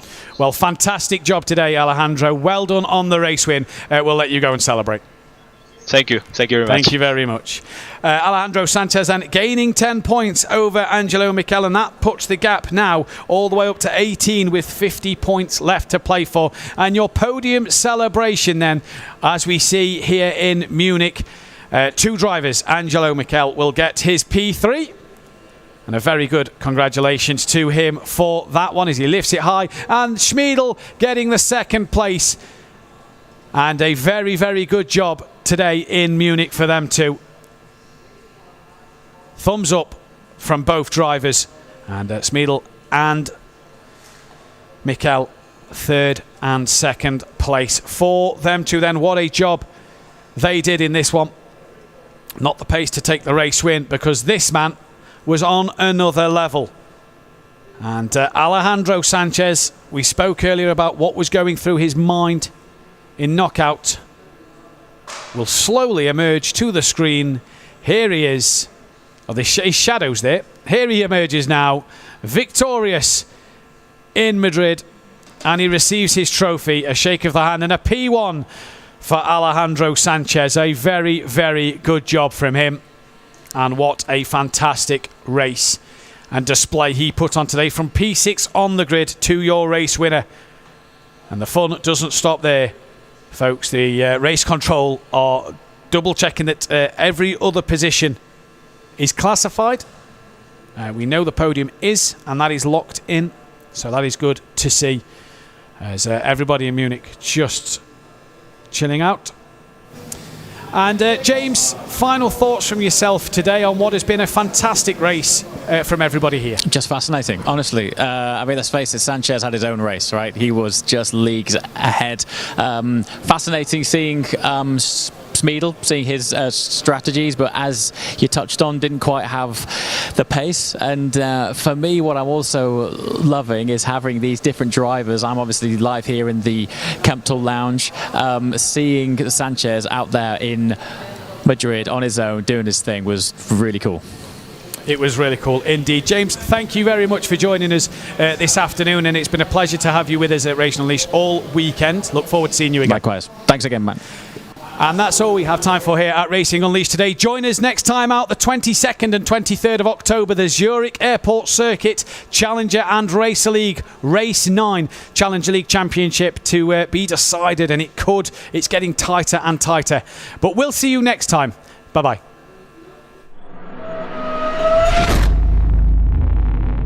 This is Racing Unleashed Beyond the Pinnacle. Hold on to your hats. We are on the grid. Who is going to be king of the late breakers? Excellent onboard shot.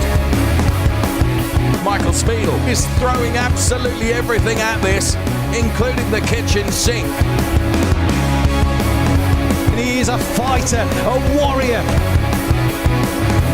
And look at this! Look at this! Unglaublich! ¡Wow! ¡Qué pelea! I'm loving this.